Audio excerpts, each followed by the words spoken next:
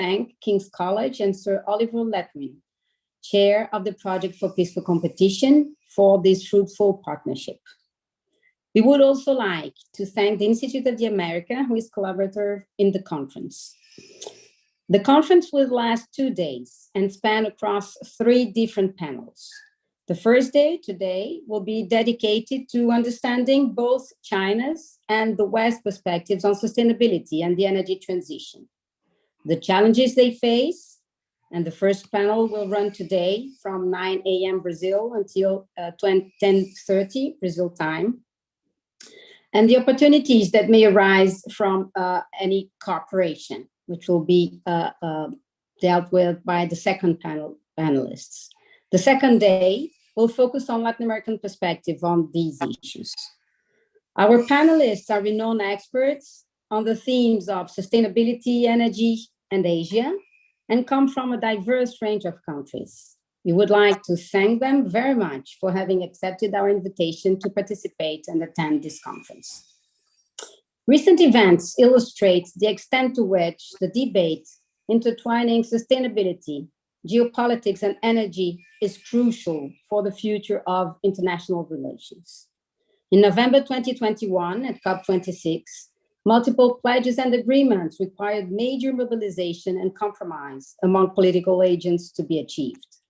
Examples of such mobilization are the pledge, which promised to end deforestation by 2030, signed by more than 140 countries, including Brazil, and the Global Methane Pledge for a 30% reduction by 2030, which was also signed by more than 100 countries, responsible for about 50% of methane emissions. Ambition increased, but there is still work to be done to achieve emission reductions, and we all know, sustainable development, and the decarbonization of energy, especially regarding major emitters and economies. More recently, in February, as we all know, the conflict between Russia and Ukraine disrupted the market for many energy commodities. The price of natural gas has skyrocketed. Oil also reached a peak of more than $100 per barrel in March. And in addition to sanctions and increases in the costs of many raw materials necessary for the energy transition, these events display the ever-present potential for energy markets to be disrupted by geopolitical tensions. Therefore, understanding the challenges regarding sustainability and geopolitics is a critical endeavor, which I hope will yield many fruitful discussions today and tomorrow. Thank you all for attending. And now I'd like to welcome Sir Oliver Letwin to address his opening remarks. Thank you all. Thank you very much, Clarissa. And thanks to all at CEBRI who have done so much to make this conference possible and to help in many other ways with the Project for Peaceful Competition. This project was conceived in order to have a series of multidisciplinary conversations with people of distinction and learning from around the globe about a series of areas of geoeconomics and geopolitics in which there is both room for confrontation, sadly, and also cooperation and collaboration between China and other countries, particularly what is described as the West. Each of the conferences looks at one such area. This present conference is particularly timely, I think, in looking at the energy transition and sustainability for the very reasons that Clarissa has already outlined. And anybody who is either watching this video or is watching the conference live will have an opportunity to read all of the papers published on the website of the Project for Peaceful Competition, and I think we'll be able to see the very significant contribution that the speakers here are able to make to enlarging our understanding of these issues. That's really all I need to say at this stage, other than to thank everybody who's involved in advance and to look forward to the proceedings of this first panel and the other panel occurring today. Now I'm going to hand over to Larissa Wachholz, who has an extremely long and impressive title, a series of titles as a senior fellow of CEBRI, a partner at Valia, and indeed former advisor on China to the Ministry of Agriculture in Brazil. I can't think of anyone better qualified to moderate this session. Over to you, Larissa. Thank you very much, Sir Oliver Letwin. It's a pleasure to be here. I'd like to thank CEBRI for inviting me to moderate a panel with great friends and people that admire and have as role models. So it's very good to be here with you, Tatiana, and Armando and Rogério. I'd like to remind everyone watching us that there is an interpretation button. So if you'd like Portuguese to English interpretation, you're welcome to press the interpretation button at the bottom of your screen. Então, para aqueles que nos assistem, se vocês precisam de interpretação, há um botão de interpretação no canto inferior, na parte inferior da tela, e fiquem à vontade para seguir na língua que vocês estiverem mais confortáveis. I'm Larissa Wachholz, and as Sir Oliver said, I am a senior fellow at CEBRI, and I have been working with Brazil-China relations for some time as a practitioner and executive in business, and sometime in the government as well. So I'm very honored to be here, and I'll start by mentioning a little bit about our speakers today. And we'll start by inviting Armando Zamora to talk to us today. We have had papers that were sent by our speakers to our panel, and these papers will be published later on at CEBRI's and the Peaceful Competition website as well. So everyone is welcome to download the papers later on, and they're very good indeed and provide a broad perspective to everyone on this topic. That being said, I'll now invite Armando, who is the current president of the National Hydrocarbons Agency in Colombia, and he is a Master's of Science and Doctorate in Engineering from MIT, so a very extensive curriculum in academic curriculum.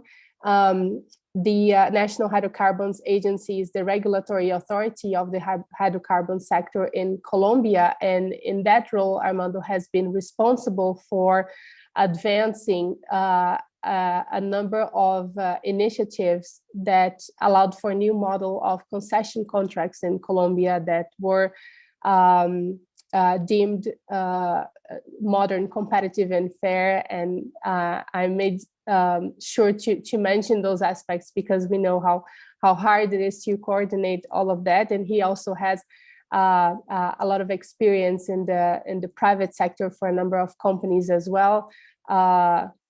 Schlumberger and Accenture, Strategy Energy, Boston Consulting Group, and also as a consultant to the IDB and the World Bank, IMF and IFC. So Armando, thank you very much for being here with us today. It's a pleasure and an honor to be able to listen to your comments. Thank you very much. Thank you very much, Larissa. It is my pleasure and my honor to be invited to this discussion. So I'm very grateful for that. First of all, big disclaimer, I think it's absolutely necessary. Number one, all the opinions that I'm going to give here are mine and in any way represent the views of the government of Colombia or the National Hydrocarbons Agency. Second disclaimer, we are in the middle of an election. We are forbidden to participate in politics, so my views have nothing to do with internal politics. Well, I have 10 minutes to try and summarize as a background view on opportunities for collaboration with China, focused on the energy transition and energy resources. That's what I'm heading to before the discussion. I am glad we are discussing collaboration with China So I think there are many opportunities to cooperate with China and not with other members of this multipolar, of leading powers in this multipolar world. And the title of the conference represents very well the issues of the day. In this multipolar world, we can see very clearly there are 4 dominant powers who have different approaches to, let's say, worldwide competition, and I would say supremacy. Supremacy of the society has been a continuous factor present in the history of humanity. But this supremacy is reflected in this, I'm going to try and, I mean, it's a very complex subject to summarize a little bit the aspects that are relevant to the subject of cooperation with China. This multipolar world that represents a competition for supremacy in different axes. If we look at Europe, Europe is trying to be a leader, or is trying to be a model for the observation of human rights and respect for the environment and respect for democracy. In the United States, we can see an internal debate about the supremacy of the markets, as opposed to also human rights and the environment. China is focused on technology and economic supremacy. Russia, on the other hand, is focused on geopolitical supremacy based on military power. Remember, in my days of consultant at BCG, one tends to see the world in a 2x2 matrix. And it's very easy to build one matrix with the democratic or autocratic government on one axis, and resource availability on the other axis. And very clear, neatly, we can see that China, Russia, Europe, and the USA can be very easily mapped in a 2x2 matrix, where the democratic governments, the United States is a resource-rich country, Europe a resource-poor country, and in terms of less democratic, more autocratic governments, China is resource-poor and Russia is resource-rich. And that has huge implications for their approach towards ensuring the natural resources, and in particular the energy resources that are required in this quest for supremacy. US and Europe rely on the markets and cooperation. The United States more on the markets, and Europe more on the cooperation. China has a very sophisticated strategy to ensure access to the resources it needs for the economic development.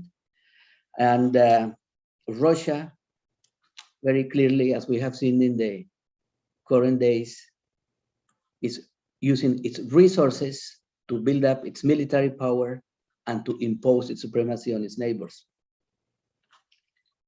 Coming down to energy resources, we can say that resource-rich countries which are outside these 4 powers tend to be aligned in different ways, in different ways, or in different degrees, with those principles of democracy, market reliance.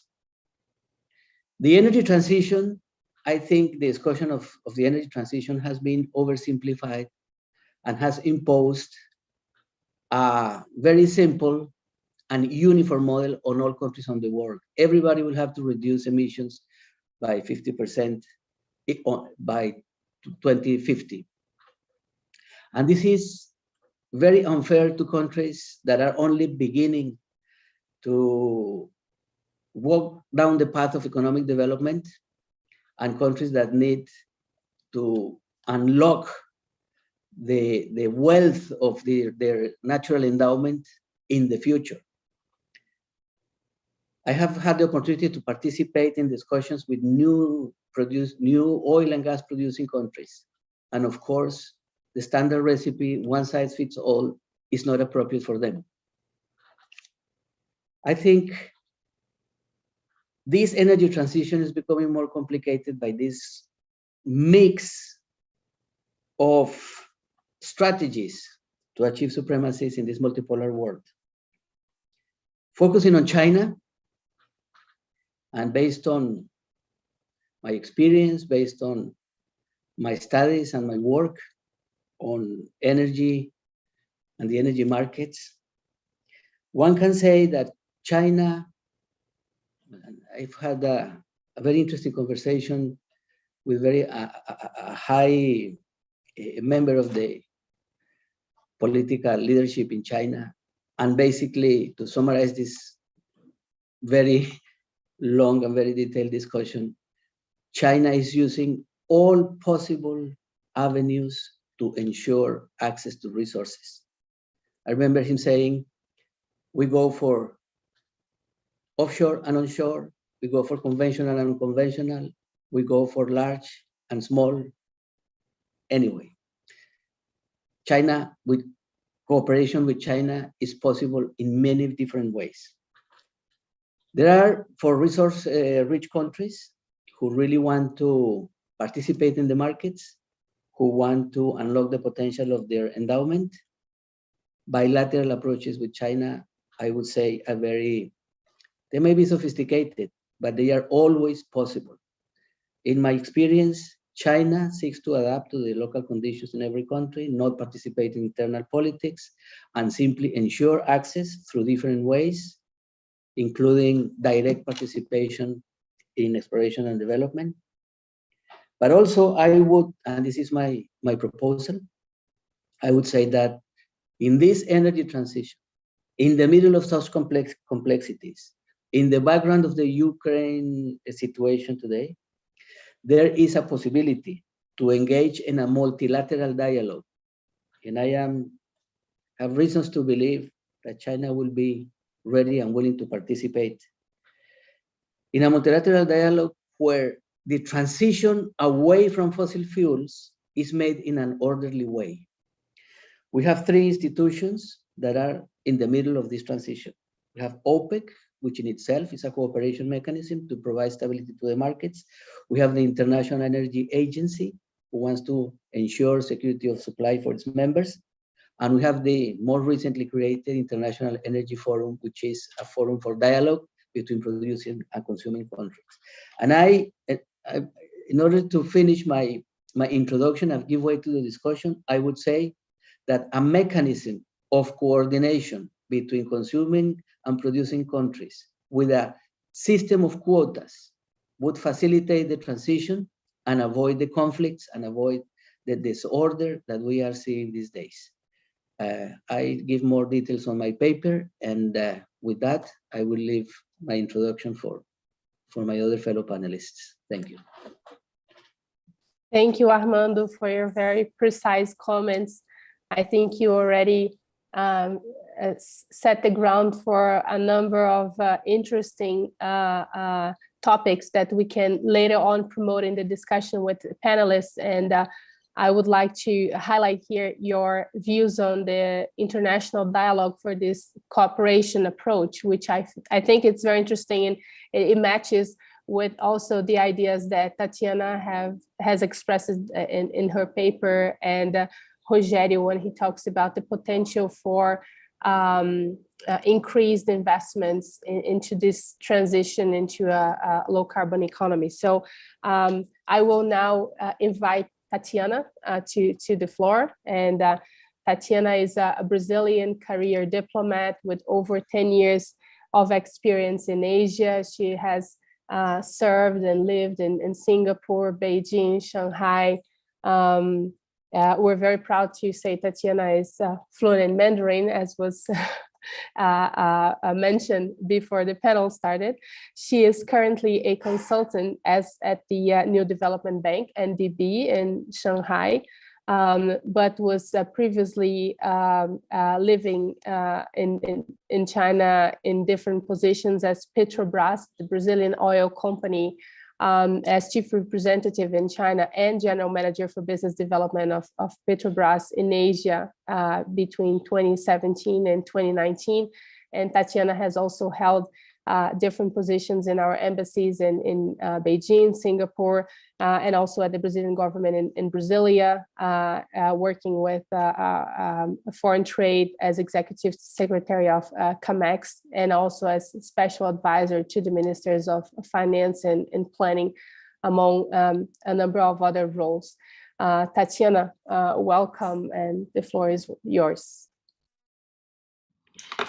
Thank you. Thank you, Larissa.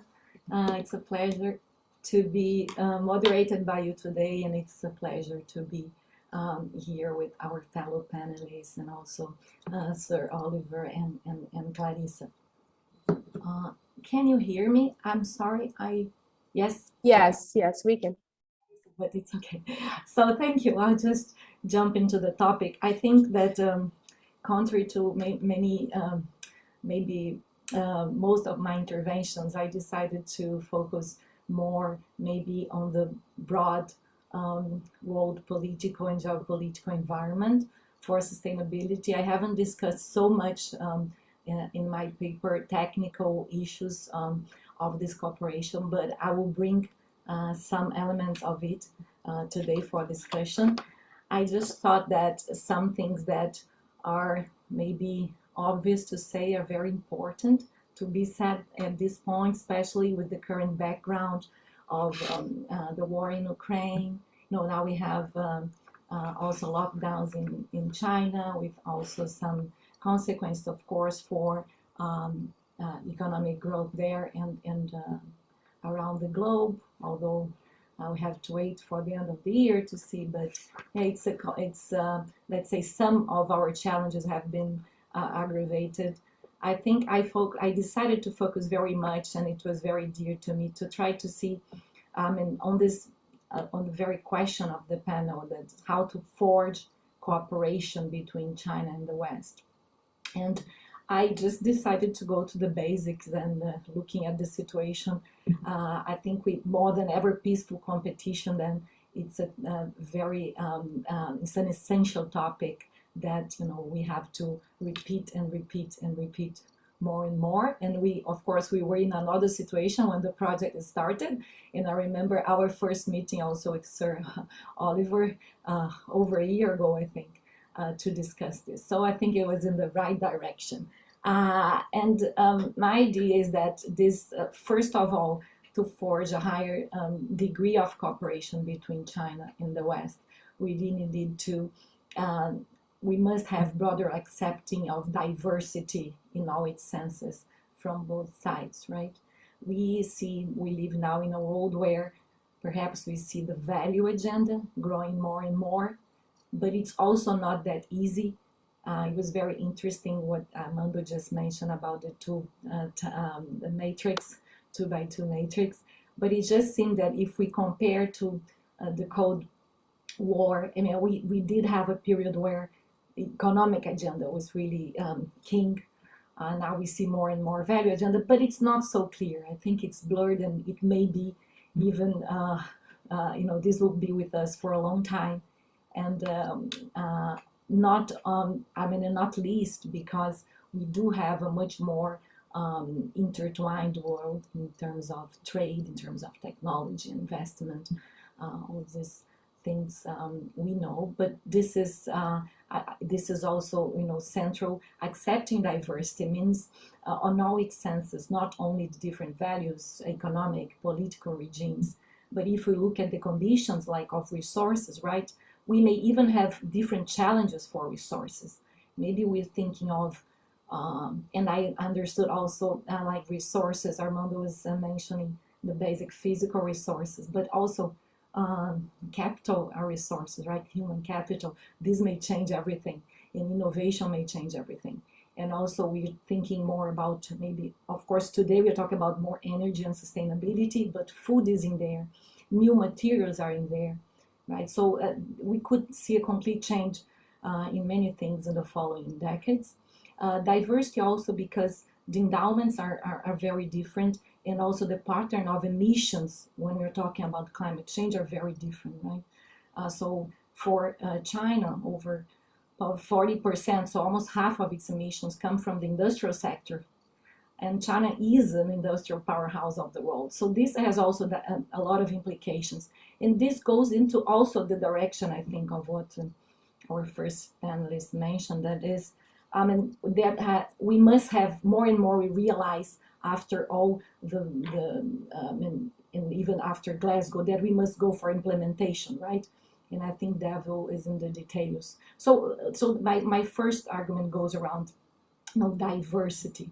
And this diversity and in that has been, and the challenges compounded by the war. So accommodation is also required on both sides, broad accommodation, not only in economic, but also geopolitical, military terms. And this also has to do with how intertwined the world is. This also has to do with the fact that for the first time, we have a contesting power that is a developing country that has so far demonstrated, great strength and ability with new models, both economic and political. This has very important implications for let's say, the changes in modes of production and consumption that we need to do. If we but not only in economic terms, right? We see one thing, and I mentioned in my paper too, is like and then the value agenda also comes in, and then when we discuss values, then it's more difficult to get consensus. So that's why I go back to my first basic principle of respect for diversity. So for the joint statement of February 4th between Russia and China, that in which cooperation with no limits was declared. Its first part is all devoted to actually questioning the one-size-fits-all democracy approach, or liberal democracy. We may agree or not with that. That's not the point. I think here, but the point is, we may agree or not agree, but this is, I think, a very important and also thorny issue to be discussed, and we cannot avoid these things. So I think economic and value agendas will be more and more blurred, and for us, for countries like Brazil and for countries of the global south, things will be more blurred in the sense that we may have different reasons to be with one side or the other, or not to be with each side, actually, right? But in a very different way of previous, let's say, non-alignments, or I don't really think we need to justify on these terms, because the world is more complex now, and things like, and global challenges like climate change, like energy transition, like data security, like food security, like health, global health, they all sort of push us to a more, could be rational decisions or stances, but that will encompass both value and economic agendas in different situations, right? So I think that that at this point, these values of diversity, accommodation, the best, still the best place for us to discuss and to get, try to bridge breaches, or even get to consensus building is the United Nations and all. Of course, the different bodies and conferences, like the conference on climate change that led us to agreements like the commitments of the Paris Agreement.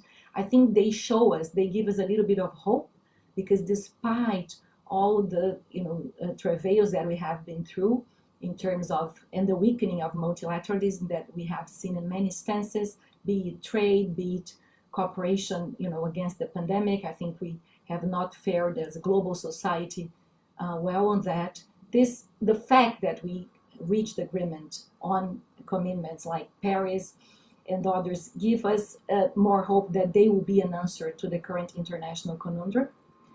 And I think in the end, although we address the issue from their very different perspectives, and we'll continue to discuss that in the panel, we came to quite the same conclusion that, and I'm very strong on this need for business usual, not do, and having more consensus in multilateral stances about that. And finally, a word that before I end this the introductory remarks is like the role, and I think this is crucial for what we have, both in terms of investments and regulation and really moving on with energy transition and sustainability, is the role of the state and all that. And I think this is also something that China, has at least stirred the conversation. Even if we cannot defend a Chinese model, but there is something different happening in the world, both in China and in the West, because also of competition with China in many instances. So the right mix of market and state, right? It will be also crucial for us to move forward in the energy transition. I think I just reached my 10 minutes, and I do have some other comments to make later, and I'm looking forward to the discussion. Thank you. Thank you, Tatiana, for your introductory remarks. I'd like to invite then Rogério Studer to start his introductory remarks to us. And Rogério is also a senior fellow at CEBRI, and he has been a consultant for a number of multilateral institutions, for the United Nations, different governments. He has a career dedicated to multilateral institutions such as the World Bank, the Inter-American Development Bank, and he's a senior fellow to think tanks in Washington, D.C. as well, such as Brookings and the World Resources Institute. So, Rogério, it's great to have you here and to see you again. And the floor is now yours. Thank you. Well, good morning, Larissa, and great to see you again, too. And great to see some other friends, Tatiana, Armando. So Oliver, pleasure to be with you, and thank you very much for the invitation. I also want to thank CEBRI for this invitation, this initiative. I think it's a very timely discussion. I have to apologize for two things. First, that I have had a very heavy, so to speak, month dedicated to family issues. And now I have a sore throat, which makes me scared given the times. But I'll try to deliver it in ways within my time. I have written a paper with Roberto Alvarez, a great friend and a great thinker, and on the issue of energy transition. It's a work in progress.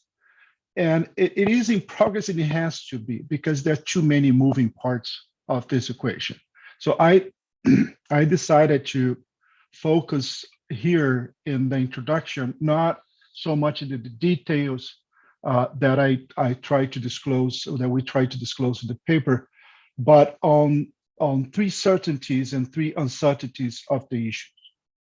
There are, in my view, three certainties. First of all, the energy transition is critical for the survival of not only the planet, but also the lives on the planet. I think we all know that. Science shows us that if we want to avoid climate change, the energy transition towards clean and renewable energy is critical, and it has to be faster than it has taken place. Second, multilateral cooperation and international entrepreneurship is going to be required. There's no way, I don't like to use so much the concept of global south and global north, but I think it's useful sometimes. There's no way that without both governments and entrepreneurs from global south and global north working together, we'll get this thing done. The third certainty that I have, that this is a great opportunity for the global South. And I'm not, particularly for Latin America. I think Armando will, oh, by the way, Armando, very good to see you too. I think Armando would agree with me. In Latin America, in China, you have an opportunity, in other emerging markets, you have an opportunity to diversify its growth pattern. And this is a great opportunity. Investments, dynamics. China is addressing some issues of dynamism, other emerging markets. But in Latin America, particularly, the situation is dire. The region has lost dynamism and has lost a drive. Unemployment is very high in many parts. Economic stagnation, investments low. All that is associated, and there is a need for new drive. And I've spoken about this, and I've written about this in other parts. What are the three uncertainties that I have? First, how quickly this energy transition will take place? Is it going to be within the time frame needed to avoid climate change? I have to confess that in addition to my sore throat, this is something that makes me wake up in the middle of the night. The second thing is, will the global South seize this opportunity? What is needed for that? And the third thing, and not only, I'm not talking just about what this global South has to do, but what kind of cooperation is needed in order to achieve something that certainly is a win-win-win situation in terms of seizing global transition that is smooth and necessary. The third one is, what happens after Ukraine? What happens in terms of these dynamics? In my analysis, I think it is useful to think about energy transition and the pieces, how they're moving, if we consider three aspects of the pressure towards it: passions, interests, and fears. Passion has to do with the fact that the scientific community has long, since 1990s, came to realize that climate change is generated by human action, and the energy sector is in the center of this thing, and the need to transition. Civil society, quite very quickly, and particularly international civil society, understood that and start pushing and demanding international institutions, but also national governments to do that. And more recently, very interesting, the citizen agenda has made a big push, particularly in Europe, but then in other parts of the world. The young generation has said, hey, hold on, I mean, this is my future. What are you doing here? And I think you have very young voices making a lot of noise, and which is not just fury, it's causing a political agenda. Interests. That's money moves the world, but also investment moves the world. And luckily, and unluckily, I would say, climate change is creating extreme events that is perceived by both businesses and investors as a threat to the future. And this has to do with the climate risks associated with that, transition risk and physical risks. And therefore, you have two movements. First, business is moving towards more sustainable agendas, the ESG agenda, but there's a lot of sustainable agenda that, not only because of philanthropy, but because they know that this is going to dictate the future. Investors are also doing that because climate risk is being mainstream in asset allocation. This is creating a huge shift in portfolio allocation towards portfolio that are more resilient, or even go in the opposite direction of exposure to extreme climate events. So, and this is why, for instance, green finance is exploding around the world, because business realize that this is a trend that is not going to be turned around.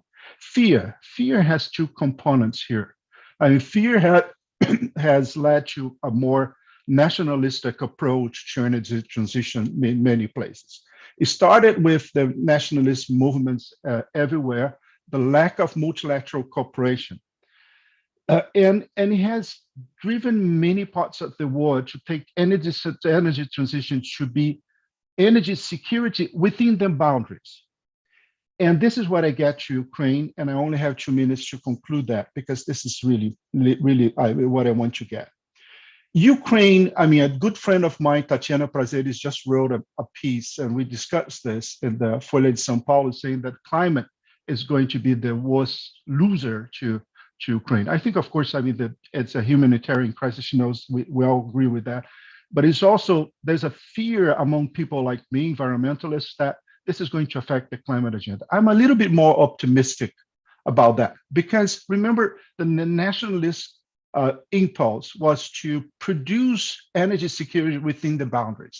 So the speed of achieving energy security was, let's see, less urgent than what it became after Ukraine. After Ukraine, for instance, you see, and I put that in the paper, the European Union declaring an incredible attempt to delink the sources of energy from Russia.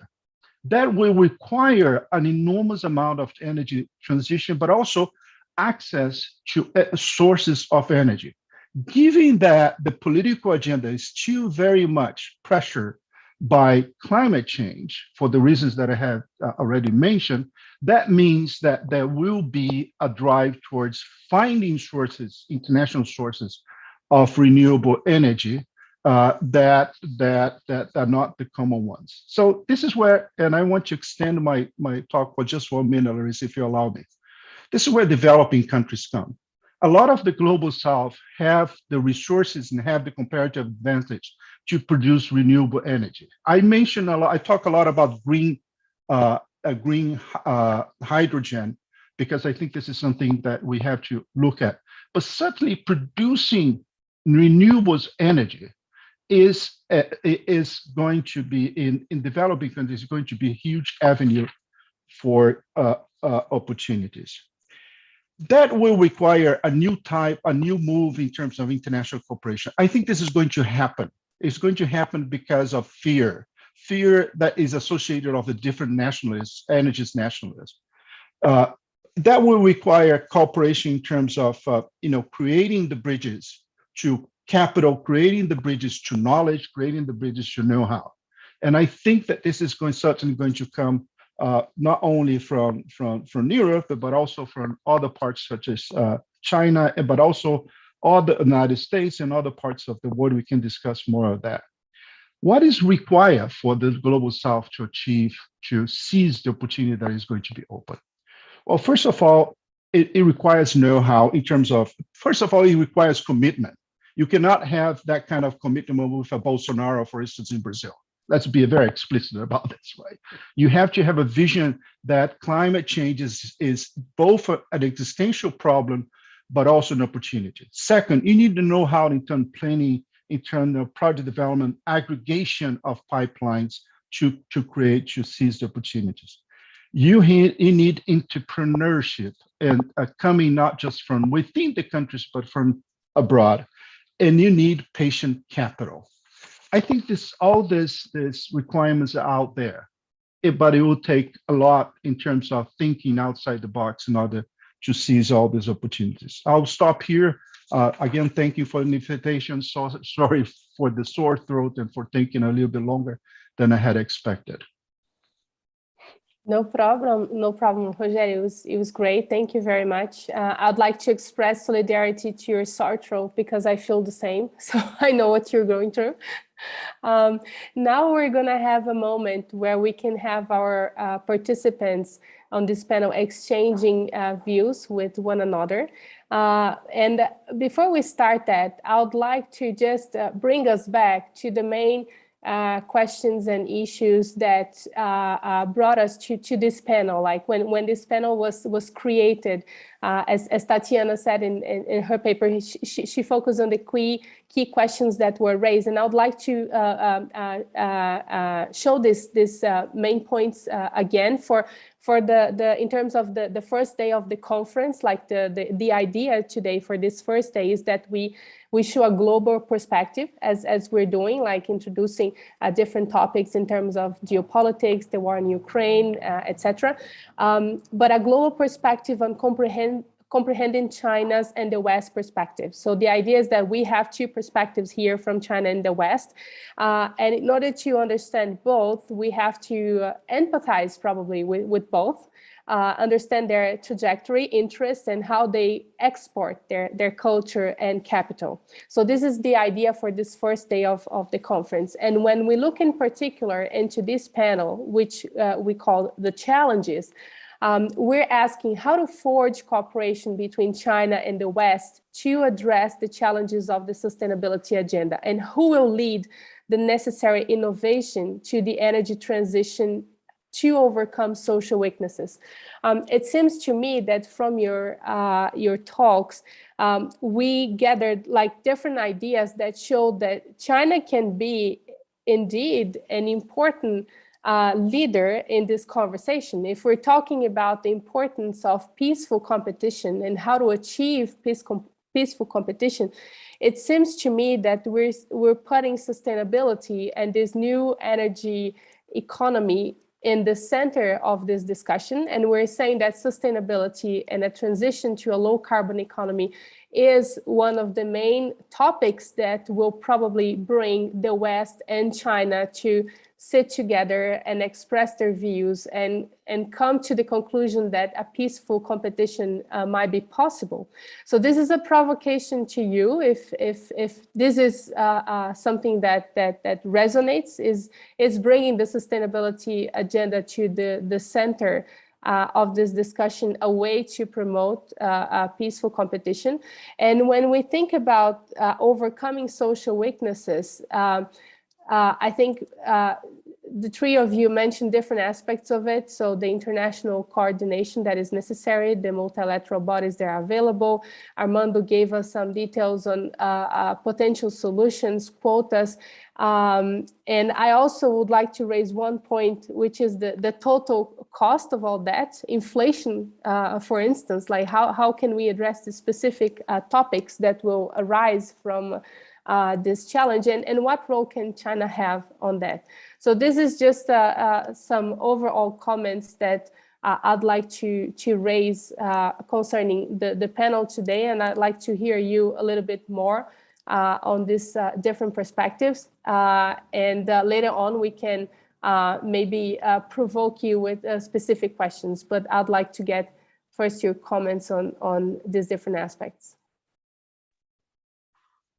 May I start off? Please, Armando, Lisa? yes. Because I have a couple of comments. First of all, from the general questions that the panelists asked to address, and second, to the very interesting and thought-provoking presentations of my colleagues. The panel is asked to provide the thoughts on the China and West cooperation, but I would say we here, all the three panelists, it's my belief, we represent the South, not China, not the West. And as Rogerio said, where do we fit in the China-West dialogue? We are the South. And I was saying before, this multipolar world is all sitting in the North. So as the South, are we going to align with one or the other? Or, as Tatiana was saying, are we going to accept the diversity, not judge, and do what is best for us, for each individual country in the South? And that's the point.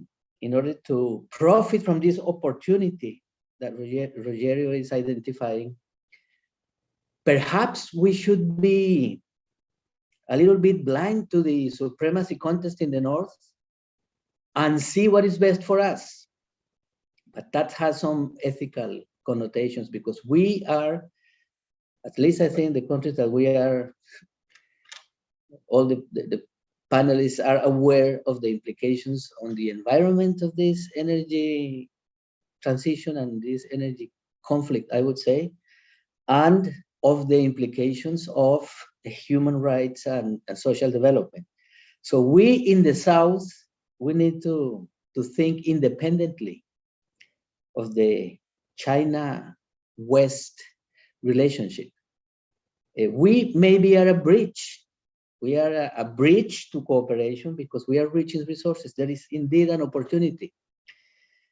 But I also want to address this issue that we in the South have plenty of renewable resources, and there is an opportunity. And we need to grab this opportunity in the right way. I give you an example, and I will be brief because I don't want to take too much time. But this transition that we are living in Colombia is very aggressive. We are fully committed, but we are beginning to see the social consequences of the transition. I'll give you an example. In the Guajira department in the Northeast, big producer of coal, big producer of gas. They have a very important income from royalties and jobs and all the, economic consequences of having coal and gas operations. They are transitioning to wind and solar. Wind and solar are coming from foreign investment.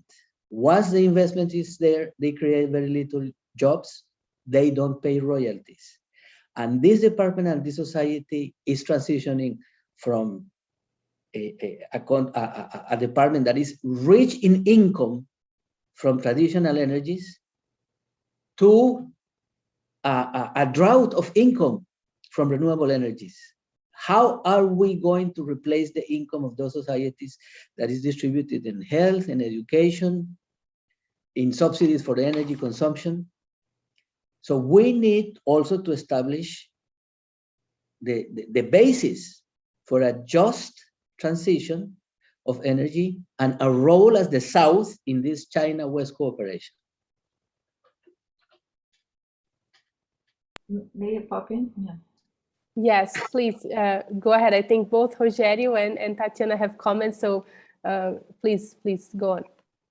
To bring here, I think there is one recent example as how even domestic agendas and even in the amidst this turmoil can be in a way convergent to the commitments that for sustainability and long-term commitments for sustainability and climate change, even though maybe we may see, as Rogério reminded us, some way, have the backward, at least in the short term.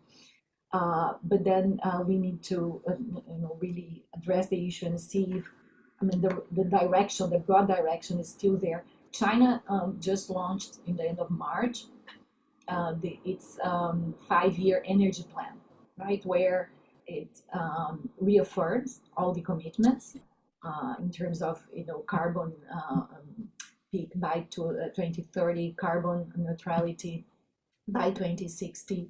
There was also a plan on hydrogen, so roadmap for 2035.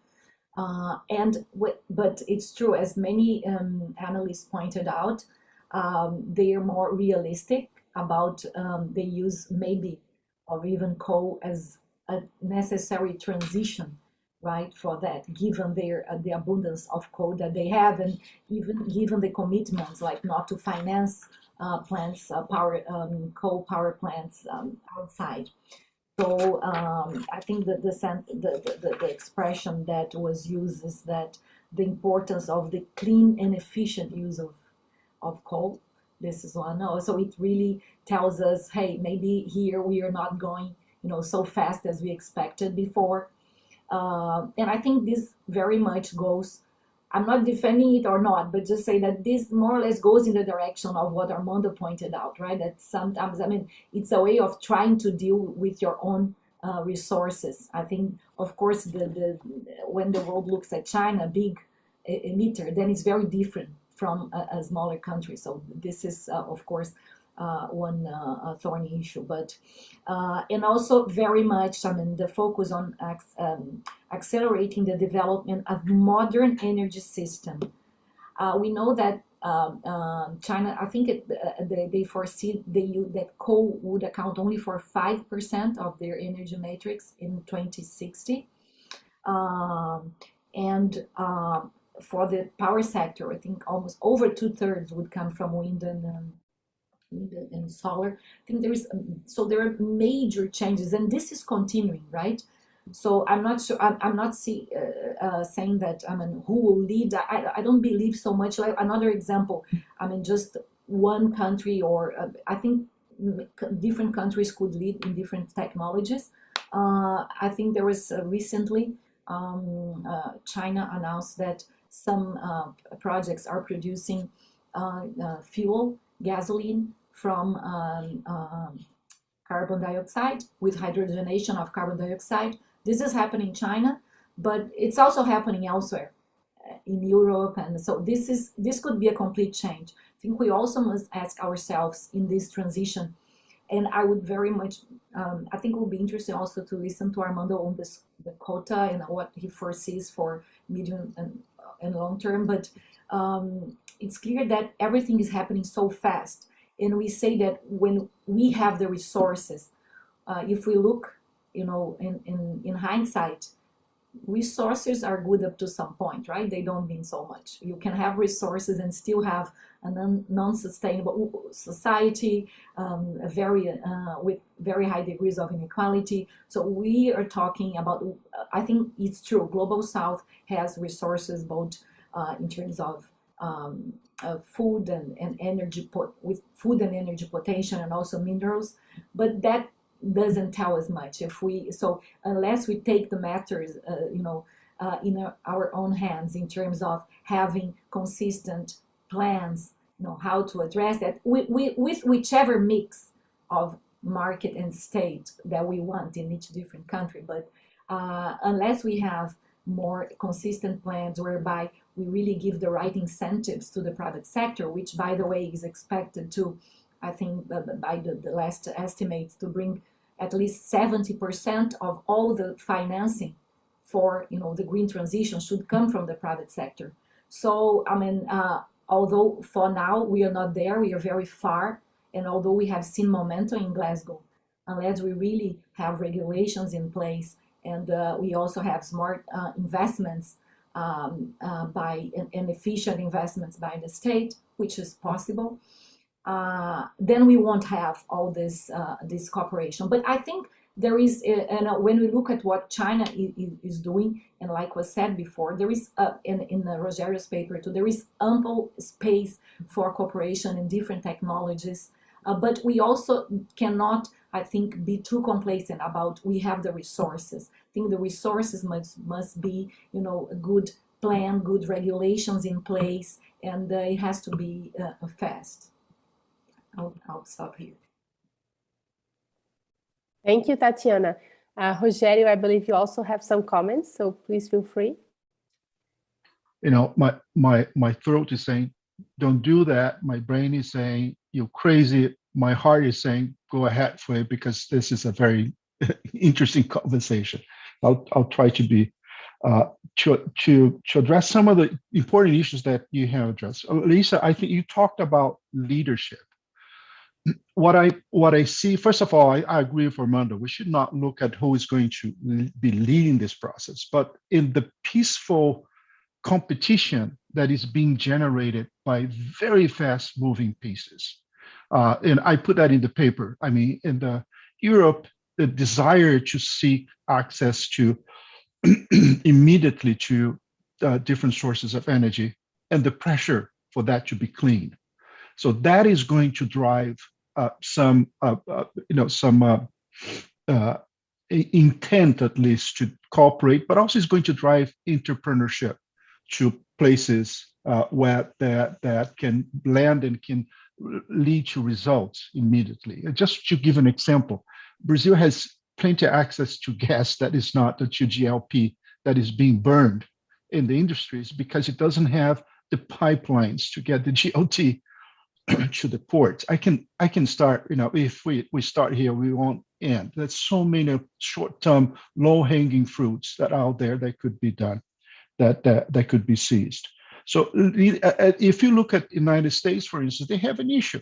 They are very large producers of fossil fuels, but they have a strong commitment. 42% of the population in the United States still think that the clean energy agenda is critical for this administration. So they will seek all the forms of compensating the short-term strategy that they have. So they are going to do something in terms of international support and in cooperation. Yesterday I had a conversation with somebody from CSIS to discuss the $9 billion fund that is being created to support sustainable development in different parts of the world. And this is, it is fast tracking. They're fast tracking several things because they know that they have to make a compatible the issue of energy security and energy transition. There's no way out of that. In China, it's the same thing. I mean, China is still very dependent on coal. It needs to, I mean, there's a political pressure from within. If you go to any Chinese city, you're going to understand why. I mean, you've all been there. There's a political pressure from within to move into energy transition. And China has also another drive, which is the business and investment drive.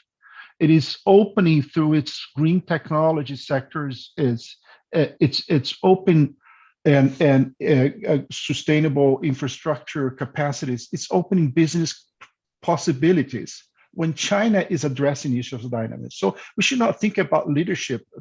Armando, I agree with you.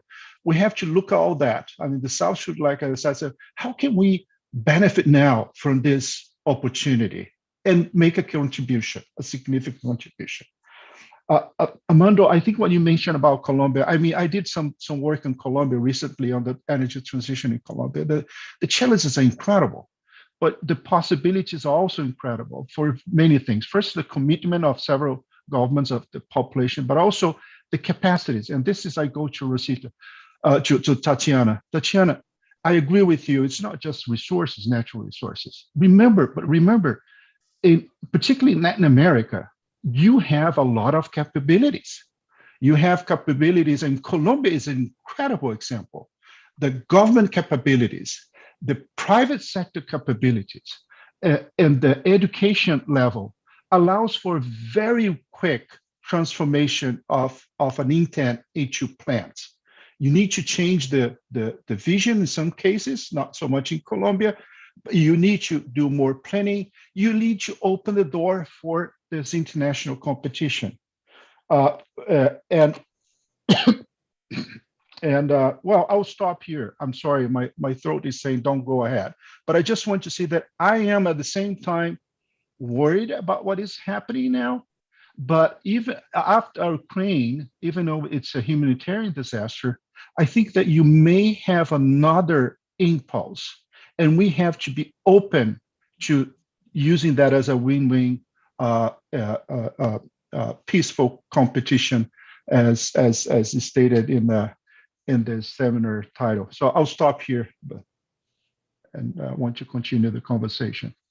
Thank you, Rogério. First, I'd like to ask Armando or Tatiana if they have any comment on what the other panelists have just said. Otherwise, I will just suggest another topic that we can talk about. But Armando, do you want to comment on anything Rogério just said? No, only one last comment, and it is true that it is a very complex set of issues intertwined in the energy transition, and it is very moving parts, as Rogério said. But if we try and, it's probably oversimplification, but the energy transition has unintended consequences that we need to anticipate and manage in our countries. Give you just one short example. Suppose that the majority of countries decide to reduce the production of fossil fuels. The US and Brazil and Colombia reduce the production of fossil fuels. The market is still there. Where will the market go? And we can see what's happening in Ukraine with what can be done with those resources from the fossil fuel markets when they are reinvested in weapons. So that's my last comment on it. Larissa, before we move away from this topic, can I just ask Armando in particular one thing, and then maybe Tatiana in particular also has a comment on this. If the solution to the problem that you've just been talking about, Armando, that if there's an effort by one set of countries to move faster in the transition, it's all too likely that markets will just mean that somebody else benefits by moving the opposite direction. And if it's true that, as you suggest, that the solution to that is to try to have some kind of international compact between, if you like, the global north and the global south, but in particular between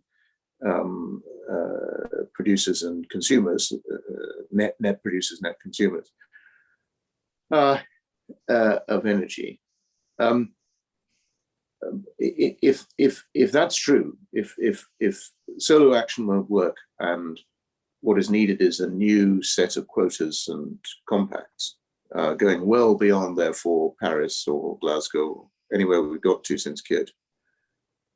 And if it's also true, as you point out, and as Rogero's emphasized as well, that there is a massive strategic rivalry between at least two components of the global north, namely the US and China, and maybe arguably between the west of the north and the east of the north, if you like. How does one get over the problem that having some great new global compact with quotas it necessarily involves both the US and China? Let's leave aside for the moment Russia and the EU signing up to it. And is the forum in which you believe one should try to achieve that kind of compact the forum that Tatiana suggests, which is broadly the UN? Or is there a need to move outside the UN and create new mechanics? If so, what? Is it the G20? Is it somewhere else? How does one actually make this happen? If we accept your analysis that it needs to happen and it's the only plausible solution to achieving a rapid transition, which all three of you agree is necessary, on a basis which all three of you agree is necessary, that is fair to the global south as well as the global north, how do you actually get China and the US to agree on promoting such a thing, given that they are, at the moment, spending their time trying to work out how to be top dog against the other one?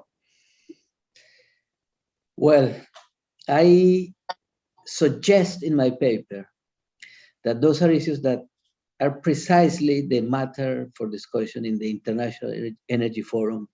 And that involves the International Energy Agency on one hand, on one side, and the OPEC on the other.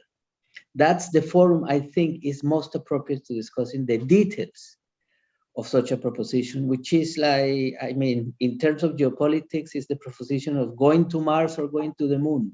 Is that possible, and how? I don't have all the answers.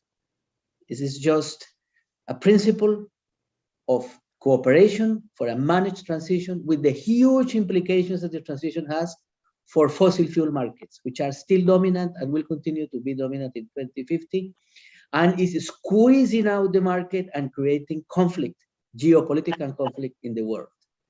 So I suggest it's a matter to be discussed in the International Energy Forum. So if the IEF is the place to do this, do you think that the participants in the IEF from the global south, for example, Brazil, are the people who need to promote such an approach, or somebody else? I mean, it is, I think the South are going to be the main let's say, takers of the consequences of this transition. The South is being squeezed. The South is being treated unfairly on this one-size-fits-all transition. Maybe this is an opportunity for the South, for once, this one time, to promote something that is for the benefit of everybody. Okay, so that's a clear proposition that the South, the global South, needs to get, the representatives of the global South and the IAF need to get together and promote a compact with quotas to solve this. And my question, therefore, to Tatiana and Rogerio, do you agree with that proposition, or have you got some other means of achieving this? Okay, I think the idea, which I agree, it's quite general, although I think it's very important to repeat it in a moment where multilateralism is very much, not in vogue, right? So the idea was that we need, even a stronger consensus in terms of a diversity and not business as usual at the UN, but as an overarching, mechanism that, but all this could work together. So I'm not, I confess I cannot, I'm not so assertive on what, the IEF, or certainly it is one forum where things should happen and will happen if we have broader consensus. But I was talking of the UN and thinking of it as we have been seeing the last decades, as much as things are, the process of decision sometimes is inefficient, it does move things, right?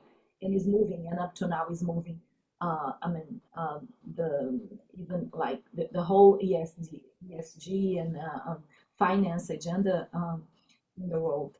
But I think if we are not inclusive enough,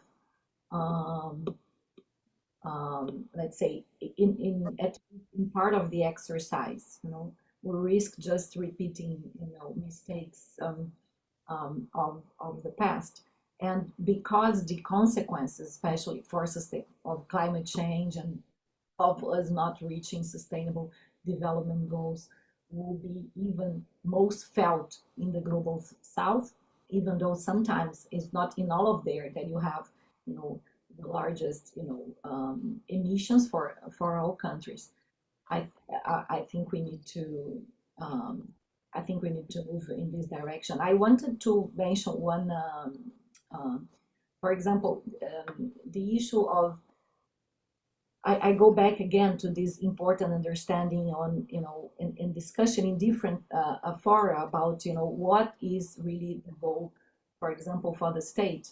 I think we all agree that regulation will be crucial, but will it be easy to, discuss a more active or necessary role for the states in some, fora that, actually have been working all the other way around?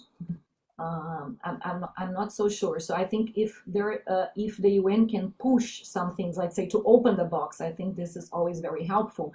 And then I agree we have to go for specific and even, to get some of the highest, producers, emitters, and all these must have this dialogue must happen together. Another number I would like to mention from China that actually. I was just reviewing this, and is that it aims at getting of 84% of domestic energy self-sufficiency in this 5-year plan. So so we are talking here about the energy matrix. So of course it's not oil or gas imports yet, but I think also for when we see countries, and I think we can think of that more for, in the medium to longer term for Europe, the US, China, when we see all countries moving in the direction of self-sufficiency, I think this is only a good picture for the global South if we are able also to develop technology, right? For I think that the debate must be really changed. The idea that, so I think we focus too much And here it's not any, I'm not talking about any specific negotiation or countries, but when I look at the global picture and we see that we were very much focused on this 100 billion, right, in terms of financing that we didn't reach for climate finance, right, for developing countries, which is, you know, so I think we got to some 80 or something, and now we're waiting for a new commitment. This is actually, I don't think this is really the way things will work in terms of, you know, good roadmaps, only in terms of money. I think it has not been working. We have to work maybe much more on technology cooperation and on getting regulations right and enabling the countries, you know, all countries where possible to participate in the markets, but also through the action of the state, making regulations, making issues like monitoring, you know, verification more consistent. This is the only way that will be able to benefit from any significant enhancement of green finance. So that's why I was thinking of a new concept where, in my view, this discussing also the role of the state is important, and together with more specific discussions in specific forums. If I may jump in this conversation, I really think the topic Tatiana raised in terms of the role of the state and the role you have for the state, the interaction between the state and the markets, it's something very interesting also for us in the so-called global south, right? Because how do we articulate internally policies and regulations that also make things clear for investors? As Rogério mentioned, we have to be able to attract, for instance, patient capital, right? So how do we create the regulations, the framework that will allow us to actually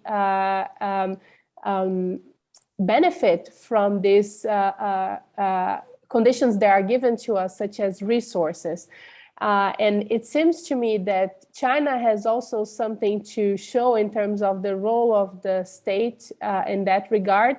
Rogério, in his paper, he has a sentence that he mentioned earlier on in this panel. He said, passions can start a walk, interests accelerate the pace, and fear provokes a sense of urgency. And I was asking myself, where does China stand in this sentence? It seems to me that China started from the a combination of fear and interests, right? Interest in the sense that they see they have an opportunity here to participate in a lot of industries in the world that they somehow lagged behind in the past decades. Maybe vehicles are one example, right? So they're trying to take advantage of their own resources in order to advance, for instance, electric vehicles. So it's an interest in taking the leadership in some economic sectors, but it's also a fear that brings them a sense of urgency on what the consequences of climate change will be for China in terms of having most of its development in the coastal areas that will be potentially affected heavily by climate change and the rise of the sea.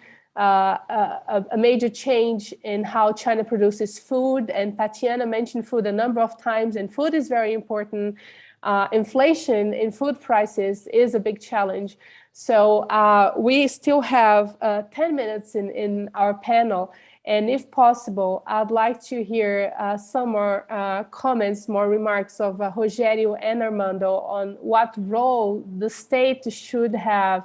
And is the Global South, can the Global South be inspired by this leadership role that China has had in terms of the states taking a leadership role? So we're maybe more used to the private markets. So, but how do we guide the private markets into doing what has to be done, right?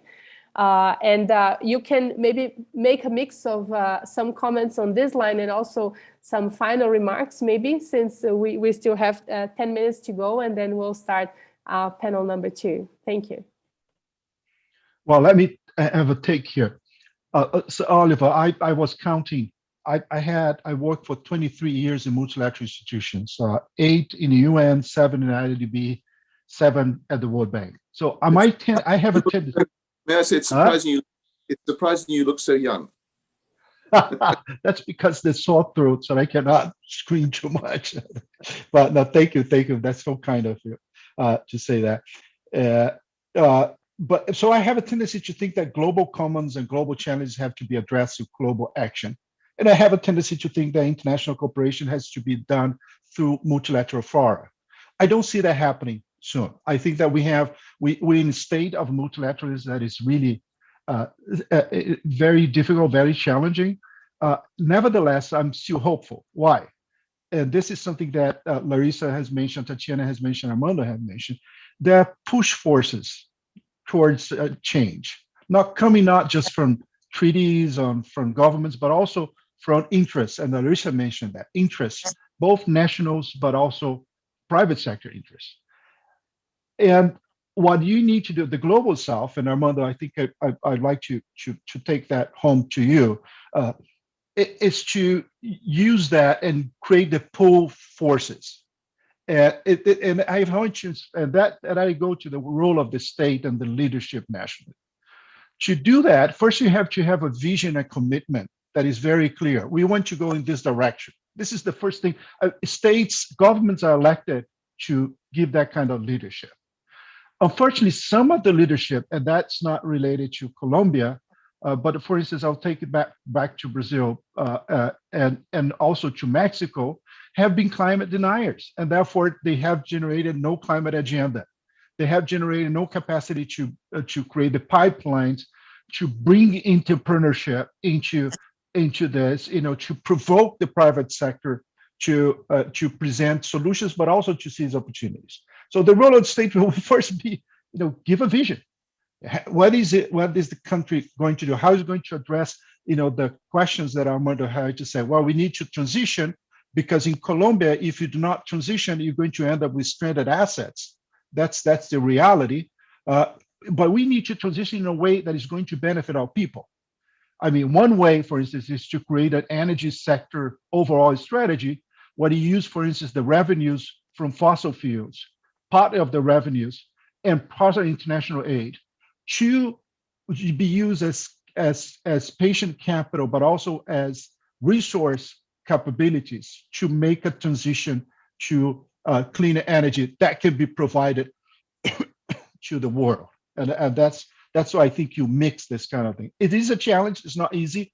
I think, Armando, to be very, very frank with you, Colombia has been an example of how using this push forces and creating the pull forces. China. The other day, that was years ago, 3 years ago, 4 years ago. That's how old I'm getting, so Oliver. When you start saying yesterday, when you're talking about 5 years before. I was talking to Justin Lean. He used to be the chief economist of the World Bank, and when I was visiting him, and he said, Justin, when is China going to address, hard on the issue of climate change? And so that the time will come. Recently, I sent him a message and said, Justin, just to pick up on that, he said, I know the time is here. And the time is here because there's an urgency. The urgency comes from the issues of how climate events impact China and its long-term strategy, the interest it has, and the geopolitical issues. So I think this is going to move very fast. Finally, I want to talk about patient capital. Green patient capital is available. What you don't have is strong in the South is bridges, creating pipelines, aggregating them, being smart in terms of using the multilateral institutions to bridge for the international entrepreneurship to do that. So I'm more optimistic on the push force and the capacity of states creating pull forces, less of multilateral corporations. But Sir Oliver, we need a new Bretton Woods to be discussed. We cannot wait for it, but it has to be discussed. A green new Bretton Woods is needed urgently, but it's not going to be in the time necessary to make the change at the speed that we all need. Sorry. Thank That's you, it. Rogério. Thank you. Armando, please. Well, thank you very much. I will try and address the question about role of the state and then some concluding remarks. Very clearly, the energy transition by definition has to be led by the state, and the state can participate in many ways. In more market-oriented businesses, the state sets the framework and the regulations for the energy transition and allow the markets to do their job. So I had recently a discussion with industry, and industry was saying the energy transition will be allowed by technological development, by finance, by entrepreneurship. And I was defending the case that this was not enough. The energy transition will be made possible solely with government intervention, forcing the market to stay within the boundaries of the international commitments and the national commitments to transition, energy transition, and so on. So the role is absolutely crucial, no doubt of it. But still, there are different degrees, as Larissa has said, depends on every country's systems. Rogério was talking about push and pull. I would refer to supply and demand, because yes, Colombia has been very aggressive and has laid the ground for a very aggressive energy transition, and that has been government-led. But at the same time, we are coexisting with the development of our potential for fossil fuel developments, oil and gas and coal, because there is a market for it. Why should we give away this opportunity if the market is still there? So both the energy transition and the market for fossil fuels can coexist, and that's what we are doing. And to summarize, because we're running out of time, the point I'm trying to make here is that this energy transition is squeezing out the hydrocarbons, well, the fossil fuels. And in this squeezing out, the South is being unfairly treated. This squeezing out, this competition for the market is creating conflict globally. Let's just look at Ukraine. The South is more affected by this squeezing out, and therefore, one option to manage the transition, avoiding the conflict and avoiding the unfair treatment to the South, is to create a forum, a discussion to managing the phasing out of fossil fuels. Thank you, Armando. Tatiana, would you like to make some final comment before we close the panel? Thank you, Larissa. Just very briefly, on a positive note, we have talked a lot about this overarching framework, and I think it seems we have some consensus here in terms of a new compact to push all this. But I also think that if we look the other way around, things will happen on the ground, right, in different countries. In countries also, like I haven't really spoken about Brazil, but I think countries like Brazil, like also other countries in the green global South, can actually, in a way, lead by doing. So I think this will be very important that we have examples. And since we are talking about China in the West, I think, also some sort of trilateral partnerships that shows the way, show examples, and doing things on the ground. So using our global companies, for example, using companies that have global reach and that, are everywhere. But this trilateral sort of cooperation can be also an important way, just like we have done in the past. It was our own, like, sort of jabuticaba ethanol, although I think even many decades or even a century before, China was, it was also doing that. But anyway, it was the way we did. It was our, our way, and because it was viable, I mean, it proved very efficient and positive for us. I think we have to build our compacts also domestically, and this will also could be a good contribution, and of course in learning with others too. Thank you. Thank you, Tatiana. I'd like to also ask Oliver if he has any final comment that he would like to address to this panel. Please feel free, Oliver. No, I'm going to go away and think about this now. I've heard all this. Excellent, excellent. Well, I learned so much from all these thought-provoking ideas. Thank you for your words, dear panelists, but also thank you for your papers. It was a lot of work to prepare them and to put your ideas on paper, but it really helped us clarify your points of view. So thank you very much for doing that. I had a last comment in my mind that we will not have probably the time to discuss, but I'll just raise that really quick. As Armando was talking about this positioning of the Global South, I was thinking, like, how would China feel about all these issues as well in terms of being fair or unfair? What kind of treatment is fair or unfair? I also have the impression China thinks it's not treated in a fair way in terms of global emissions, given its the huge size of its population.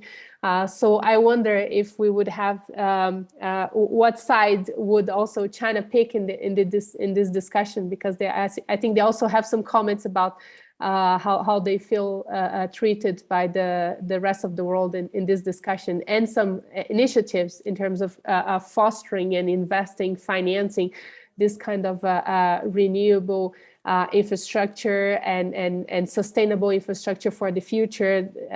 NDB is an example of that. With that being said, I think we will end this first panel for today, and we will invite the moderator of the second panel, Marco Tullio, to turn on his camera. The panelists of the first panel can turn off their cameras. And before you go, thank you very much once again for being there with us. Marco Tullio will moderate the second panel, and we will have the speakers of panel number 2 joining us now with their cameras open as well. So please, I invite all the panelists. Hi, Arthur, welcome. Livia, hi, good to see you. Thank you very much for being there with us. I can see Karen is also over there. Hi, Karen. Hello from Shanghai. Good to see you. I think Shizhou is joining us as well here. And we also have Marco Tullio turning on his camera. Welcome to the panelists of panel number 2. And with that, I will just say goodbye to all of you. It has been a pleasure to be there with you. Thank you very much. Bye-bye.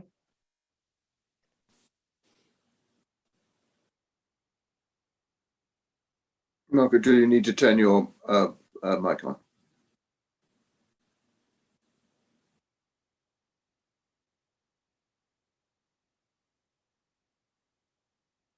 We still can't hear you, unfortunately. I wonder whether you're...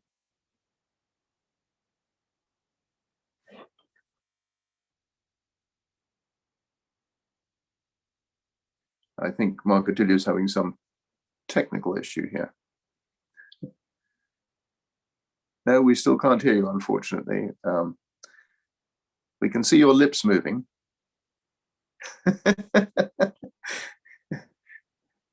No, we still can't.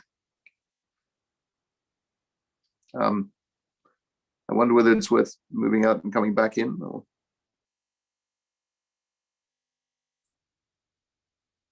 I think he's going to try to rejoin us in a second. I don't know whether the panelists for the second panel have had the opportunity to see much of the first panel. We had a very interesting discussion indeed, and I'm very much looking forward to this one. But we do need a moderator who has a voice that we can hear. Thank you, incidentally, in the meanwhile, very much indeed for contributing your papers. If Marco Tullio can't join us in the next minute or two, I'll perhaps ask Shizhou to begin. I think I'm getting messages from Cynthia that she thinks that Marco Tulio may take some time. So perhaps I could ask you to begin. Okay, sure.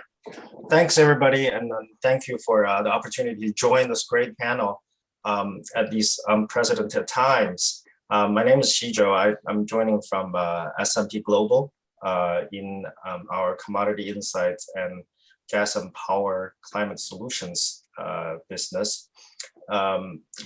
We've been watching a lot of what's happening in the world, in Ukraine and Russia in particular.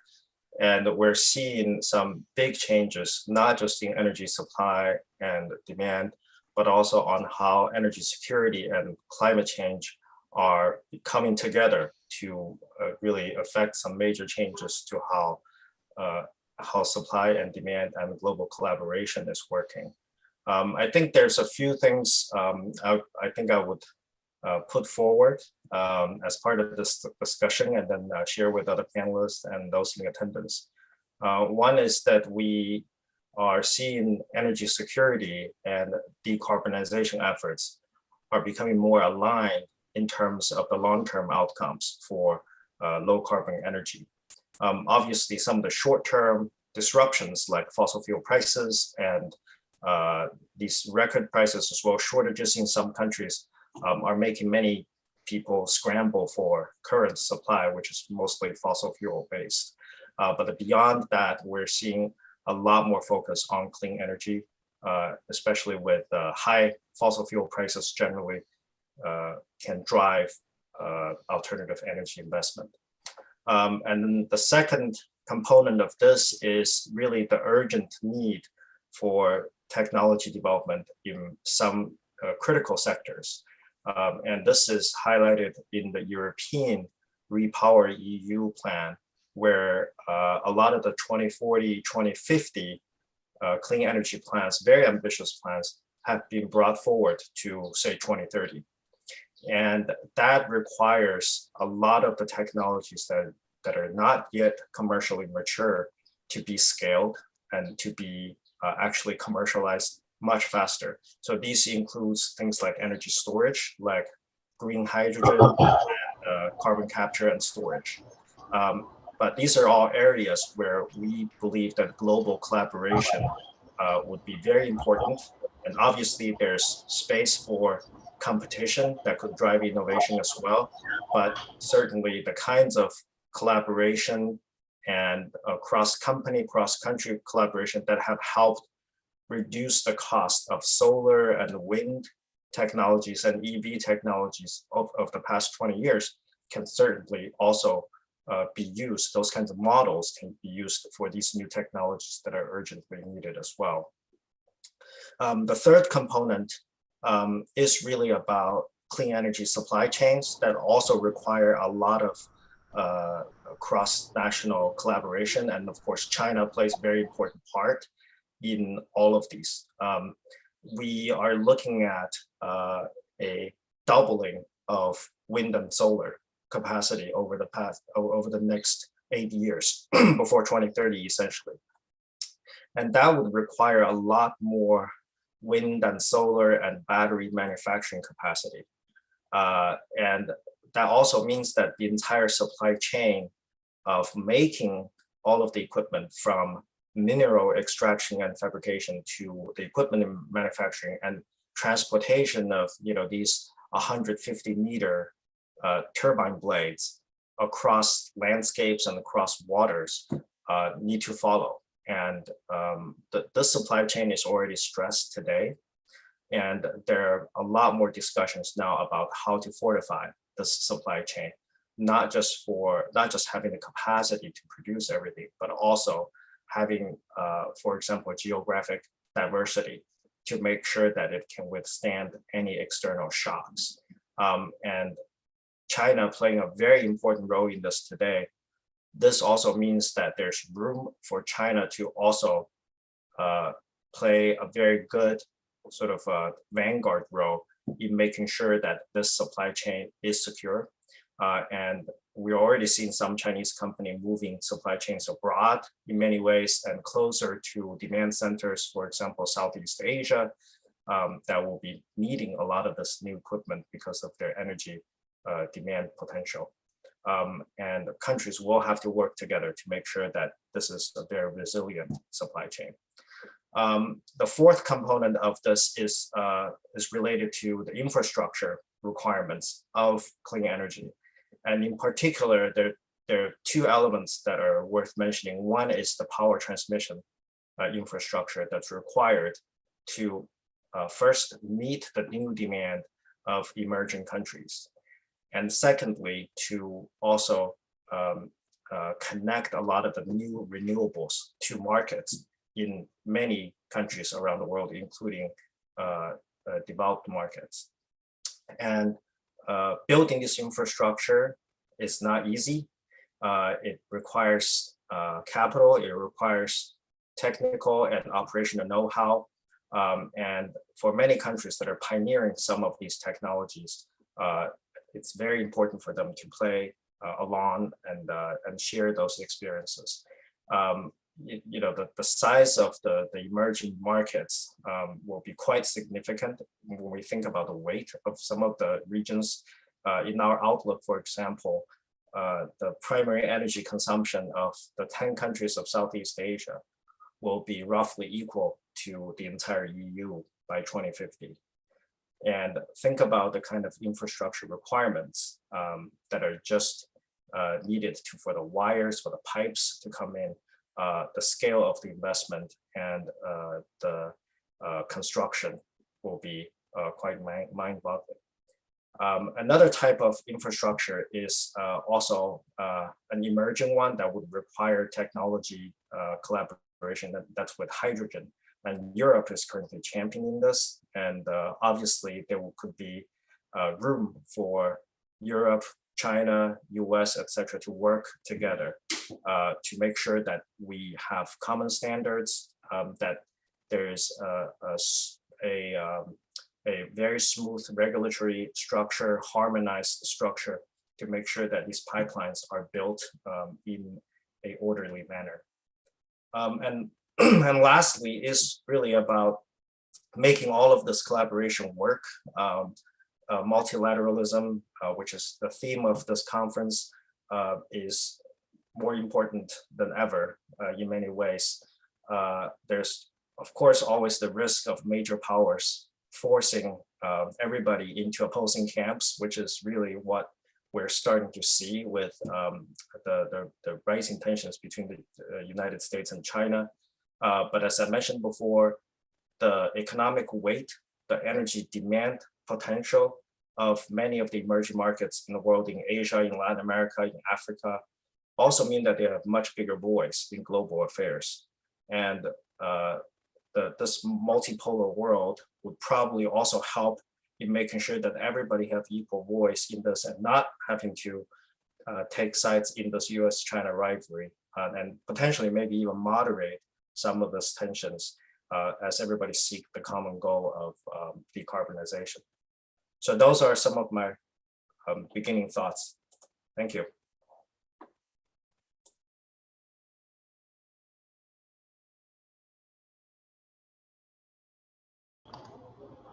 Colleagues, can you hear me now? Yes, great. Apologies for the technical problems in the beginning. I was in a notebook and so I had to switch to my desk computer, but I think everything is now working. So I couldn't say the initial words, but I would still like to thank CEBRI and King's College for this very interesting and very opposite initiative. Both issues that we're dealing with here, or the package of issues, clean energy, climate change, cooperation between China and the United States and Europe mostly, but also Latin America, and that will be the focus for tomorrow. These are all urgent issues that need to be tackled if we want to be successful in addressing climate change. So it's an excellent idea. The first panel made a very interesting diagnosis of the situation.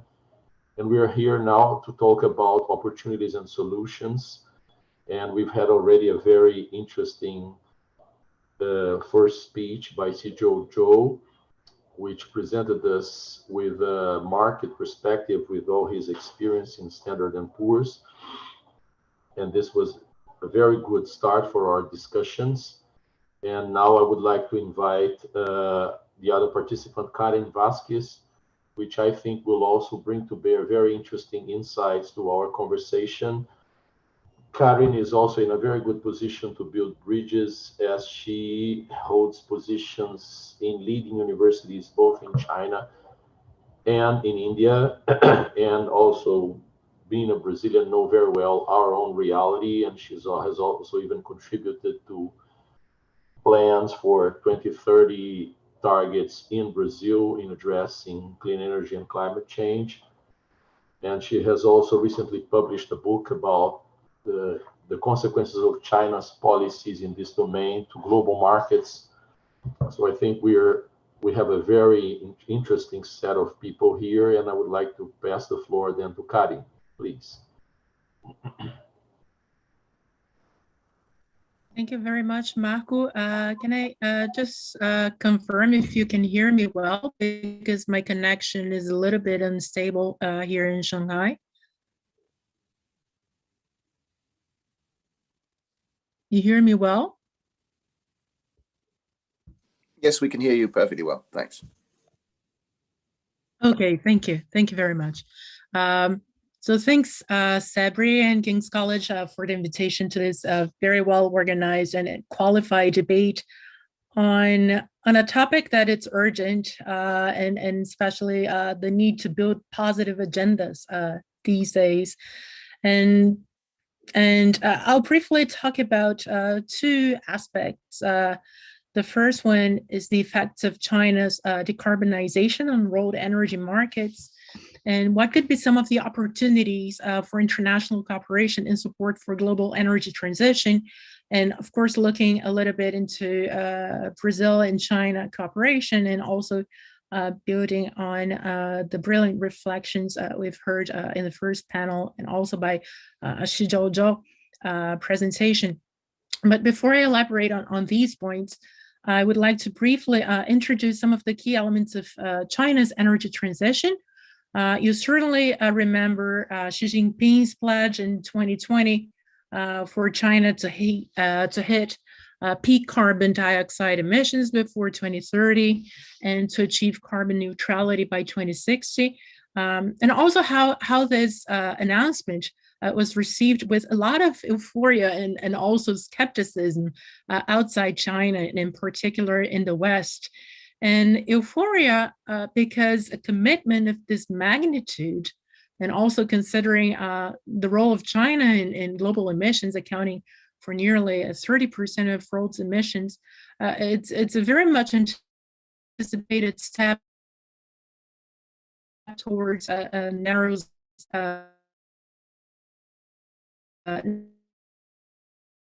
net zero emission as the normative and the policy frameworks. On the financing side, we can mention the launch of the world's largest carbon market here in China and Shanghai, and the suspension or termination of more than $47 billion in Chinese-backed coal projects outside China. On the normative and policy frameworks, it's been mentioned already, the 14th five-year plan that proposed to increase the share of mix. The 1+ policy, the body of guidance for carbon dioxide peaking and carbon neutrality, which is the one that sets the high-level framework for China's low carbon transition. In the end, the series of norms and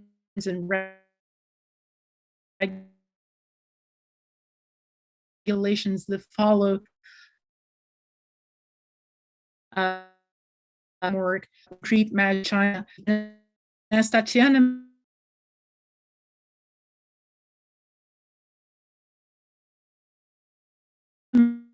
in the first, more recently, just on the look specifically into pathways to expand renewable energy in China.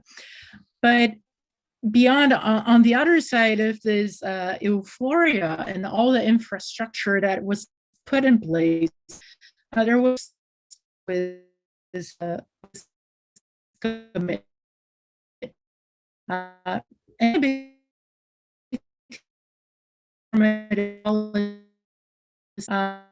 So they important none of them actually Karen, set a cap on the coal use or Karen, carbon. forgive me.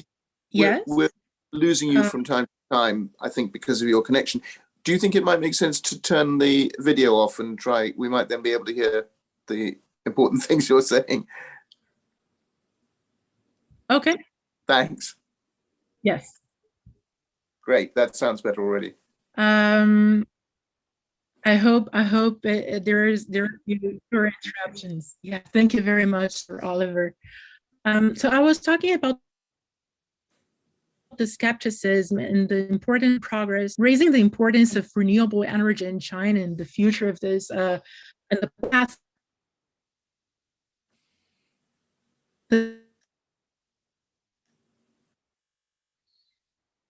of the decarbonization, leading to and instead actually announced that shutting down coal only after 2025. And this is mainly due to concerns with domestic energy security, and especially after the power crunch we had in 2021. And an increasing concern in ensuring energy security in this transition. And there has been many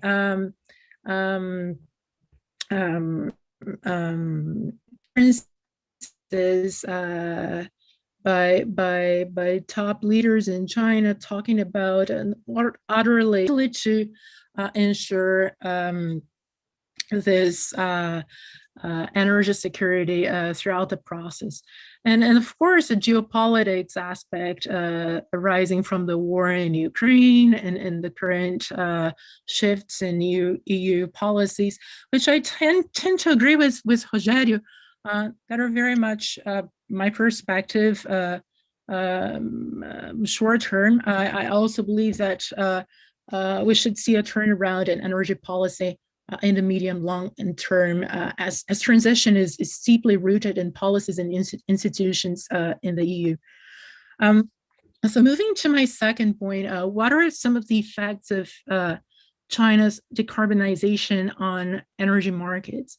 The challenge ahead of China's roadmap towards decarbonization, I think it's clear, and issues like energy security and geopolitics, as I mentioned, they certainly compound to it. But at the same time, the political commitment, the normative, and the policy frameworks and the finance indicate that China's transition is already underway. And if this is true, then what does China decarbonization mean for the world energy markets and global energy transition? And here we'd like to bring 4 quick points, which is actually coming from a study I did last year, published by the University of Turin, which point likely sharp contraction in China's demand for coal after 2025.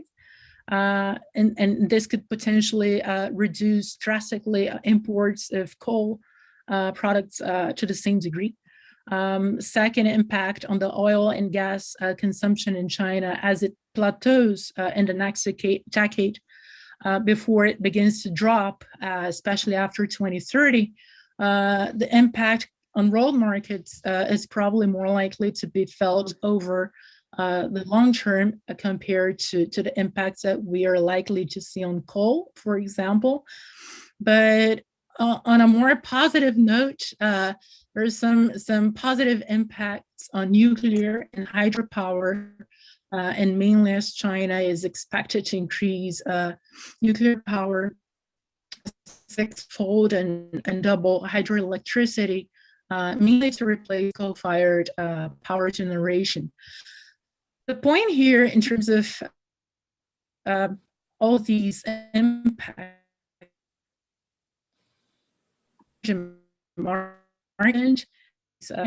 partners of China, they tend to weather these impacts that I mentioned, or to benefit from this transition that China is going through. Ultimately, depends on their export profile, mainly to China, right? And also their readiness to transition to a low carbon economy. So in a nutshell, if they're exporting fossil fuels or renewable fuels to China, and the commitment in terms of the implementation of decarbon existence and commitment to implement decarbonization plans domestically.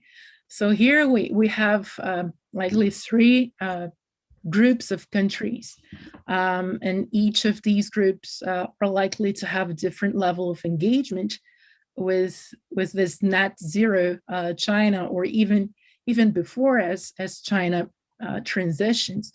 So on the one end of the spectrum, one of these groups is those countries that have already started to implement decarbonization plans and are supplying resources that will be needed for China's transition, right? And these countries are more likely to step up their engagement with China and support for global energy transition. And here the EU is included despite the current scenario. So this is mainly thinking on a medium long term. In the middle, I argue that there are the countries that may not have the decarbonization plans and are supplying non-fossils, or that have decarbonization plans and are... Karen, sorry for interrupting. Could you please head towards the conclusion so that we can better manage the time? Feel free to have a few minutes more to conclude, but yeah, thank you. Yeah, absolutely. So countries in the middle have a mixed type of engagement with China, and here I come to the last part of the presentation, the countries that have not yet rolled out decarbonization plans and are supplying resources that are no longer needed or will no longer be needed by China. And here Brazil is included. And the challenge for Brazil, I think it's double. First, because of the unmitigated risks, most of our exports to China consist of crude oil and oil derivatives. And if indeed China is to reduce demand for oil imports, Brazil trade balance will be severely impacted over the next years. And also, in addition to this, is the fact that China has already announced to stop construction and financing of coal projects outside China. So this will also impact Brazil. But beyond the unmitigated risks is the opportunities that are not explored in terms of carbon markets, biodiversity conservation. And just to conclude, I think China has already announced that it's going to support emerging countries in their pursuit for green and low carbon development. And it's now Brazil, global South countries' turn to say how a more strategic engagement with China could help us meet our own development priorities. And it all starts with political leadership and vision, as it has already been mentioned. But on a second level, the policies and normative frameworks, again, in terms of the pandemic recovery and how these plans can be aligned with what we are asking from our partners, be it China, EU, or whichever other country. And here we have the experience of the Brazilian Development Association 2030 Sustainable Development Plan, that it's bringing concrete proposals for public policies in Brazil in line with Paris Agreement and the SDGs.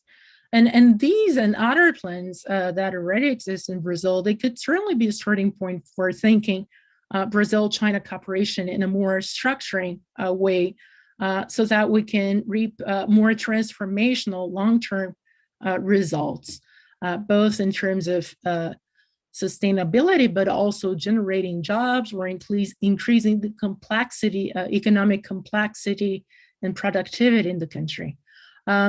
And lastly, in terms of the financing, so beyond the policy instruments, the development finance institutions in which Brazil and China participate in, namely the New Development Bank and the EIB, they could act beyond financiers as provide intellectual support for member states to help members to unpack the likely impacts of these global transformations, including energy transition, and to assimilate these transitions into their development strategies and design programs that can prepare them better for the future. So sorry for abusing from your goodwill and the time. I'll stop here and we can talk more later. Thank you very much. Thank you very much, Karen. A very interesting contribution to our discussions. We will have now the pleasure to have Arthur Cripper. I met Arthur in Beijing when I was posted in our embassy there, I think probably in 2010 or 2012, 11. He had been there already publishing at least since 2002 when he founded the Dragonomics, which is one of the leading publications to analyze the evolution of markets in China. So we have with us here somebody who really knows the Chinese economy very well. He's published a book which is one of the references in this domain and just had a second edition from Oxford University in 2020. Arthur Cripper is now also adjunct professor of economics at the New York University. He's also a member of the Council on Foreign Relations and from the Brookings Tsinghua Center in Beijing. So we have with us somebody quite knowledgeable on the subject, and please, Arthur, the floor is yours. Okay, well, thank you very much, and I'm very privileged to be a part of this really excellent group of people that I think has both in this panel and the preceding one has really given us a very nuanced and deep view of some of the challenges and potential opportunities here. I'm going to spend a few minutes focusing essentially on the US-China dynamic, which I realize is not everything, but I think it is really, really an important factor in the world today, even if we're talking about the potential for multilateral action, among other countries. And, particularly when it comes to climate and decarbonization, I think it's well recognized that as the two major emitting countries, the US and China really are critical to any long-term solution. And I think that the key top-level points I want to make is, first of all, a pretty pessimistic one. I cannot stress how toxic the view of China is in Washington, D.C. today. It is, we've now had two successive administrations, Democratic and Republican, that essentially have a view that any kind of cooperation with China on any topic is not to be done. And the views of the administration are even less extreme than the views in Congress, which are unremittingly hostile. So the notion that we're going to get any meaningful cooperation or collaboration between the Chinese and the US on anything in the next few years, I think is basically a fantasy. And that really needs to be worked in, I think, to any sort of strategic view of how we get progress on climate change. I think the Chinese have contributed to this, but right now the US position is extremely strong. And the conclusion that I come to from this is that, of course, it is necessary for people working the multilateral mechanisms to keep the flame alive there, because I think over time we will be forced back into them. But I think we have to be realistic about the limitations of the utility of these mechanisms if neither China nor the US is really willing to play in a cooperative manner.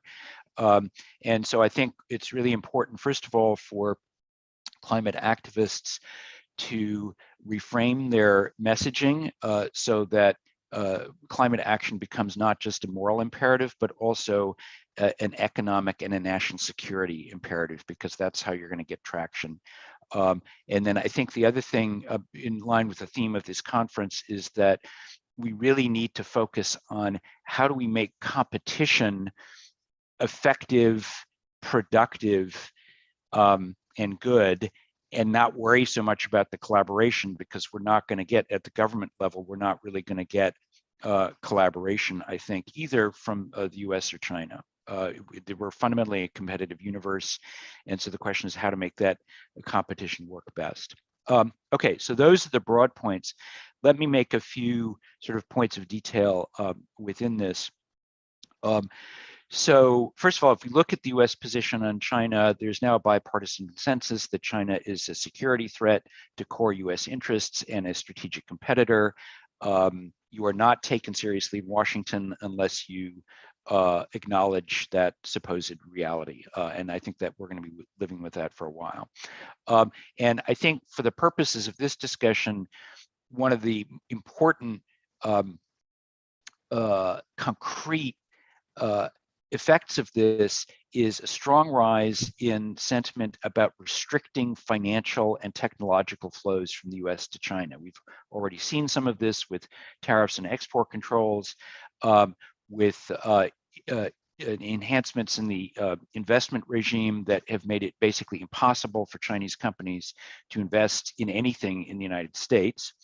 And I think it is quite likely that within the next 2 years, we will have legislation which creates an outbound screening regime, which will make it much more difficult for US companies to invest in China in anything that is deemed to be relevant to national security, and energy could fall into that. And that could be followed by restrictions on financial capital. That is a little bit further down the road, but this is really, really dangerous. So I think one concrete recommendation that I would have is that people who are interested in the ability of companies to invest across borders in a pursuit of the most efficient and scalable solutions, it is important to vigorously resist this growing investment protectionism in the United States and argue strenuously against the imposition of unreasonable controls on the ability of private sector actors, whether they be, industrial companies or financial companies, to put their money where we're going to get the most technological progress. And a lot of technological progress is going to come in China. So restrictions on investment there, I think, would be incredibly damaging. So I think the other, looking at this from the other angle, which is China has strategically, I think, come to two conclusions. One is the US is implacably hostile. I think they are correct in that assessment. The second is that the US is in decline, and I think they are incorrect in that assessment. The response to this has been, number one, to double down on various self-sufficiency imperatives, particularly in technological fields, because they can't rely on imports from the US or any US allies in future. It's also led them, I think, into a very disastrous strategic miscalculation by aligning themselves with Russia. And I don't think either of these things are going to change. They seem fairly firmly embedded in, in leadership views. And I think adding to this, if you look at the record of China's sort of participation in multilateral stuff on climate change, I think Karen was correct, and some of the other speakers correct, to point out that their climate aspirations are serious and well-grounded. But I think their willingness to be sort of cooperative and have discussions with people about how those climate objectives might fit with other people's objectives, I think that has been poor. And I think to the extent that China feels increasingly isolated from the United States in a geostrategic way, I think China's kind of resistance to its emphasis on self-sufficiency, self-reliance, doing its own thing will increase, and I think its flexibility in operating multilaterally will decrease, and that's unfortunate. So I want to make two other quick points in my remaining couple minutes. One is just to analyze the interests that lie behind China's climate and green energy objectives. I think it's really important to understand what their hierarchy of needs is here in order to gauge the ability to create collaboration and cooperation. I think there are three components to China's interest in green energy and climate change. The top two are industrial policy and energy security. Industrial policy, they view a great opportunity to achieve global leadership for their firms in many green energy fields. They've already achieved this in solar, where they basically have a commanding position in all parts of the solar supply chain. Wind, it's more ambiguous because they're essentially fully domestically self-sufficient, but they really are not competitive in global markets. And it seems like in wind, we're likely to see more fragmentation there. Batteries, they're pretty competitive. And I think this is an area where we're likely to see increased investment by Chinese battery firms closer to ultimate production sites, particularly in Europe. And that's something that we want to be encourage, and we don't want to have constricted by these kinds of investment restrictions that I've talked about coming from the US. The other component of this is nuclear. I think China is now, was catching up with Russia as a global nuclear supplier. They're now clearly headed for number one, since Russia is essentially going to be taken out of global markets because of its decision to invade Ukraine. And so I think there's also a question there in the decarbonization space about how much are we willing to embrace nuclear and how much are we willing to embrace Chinese technologies, the foundation for global development there. Energy security is also a key element. And the point here is very simple, that if you rely on renewables, that you don't have to import your fuel sources. And so the reason that China is serious about green energy and climate change, I think fundamentally relates to its industrial policy objectives and its energy security objectives. The third component, obviously, is concern about domestic air pollution and the long-term effects of climate change. But I would stress, I think these fall behind the other two. And so in understanding China's interests here, I think we need to recognize that while they might have a sort of a generic commitment to environmental protection and mitigating climate change, if that interest comes in conflict with energy security or industrial policy aims, the energy security and industrial policy aims will I think, take precedence. Finally, and I'll just spend 1 minute on this and then hand it back to you, Marco. Some quick recommendations. Number one, I think it's important rhetorically for the climate community to embrace the fact that we are in a competitive, fundamentally competitive universe, and we have to figure out ways to say that that is a good thing. And so what we have, I think the framing issue is, how do we get a competitive race to the top rather than a protectionist race to stagnation in terms of technology development. Second, I think, as I said, we have to actively resist protectionism, and this means not only resisting efforts by the United States and maybe some of its allies to restrict flows of investment technology, but also to figure out ways to enhance trade and enhance investment in all of the supply chain. And this has been mentioned by a couple of the speakers. Renewable energy technologies have their own extractive mineral supply chains that need to be secured and diversified. I'm totally with Tatiana that diversification is a key issue here. But again, a lot of this needs to be framed in creating favorable investment regimes and free trade regimes that are important for economic vitality and national security in all countries, right? Not as part of some sort of generic moral quest. I think the final thing that we haven't talked about a lot here, but would be interesting, is what the role of environmental standards and accounting systems are here. And I think one of the most interesting things is the European carbon border adjustment mechanism. This could be good or it could be problematic. It has, the potential to become a protectionist instrument, but it also has the potential for becoming a very important component of a positive competitive regime where products from all countries in the world basically have some kind of a unified or standardized carbon price embedded in them. And hopefully this would increase the incentives for decarbonized technological advancement.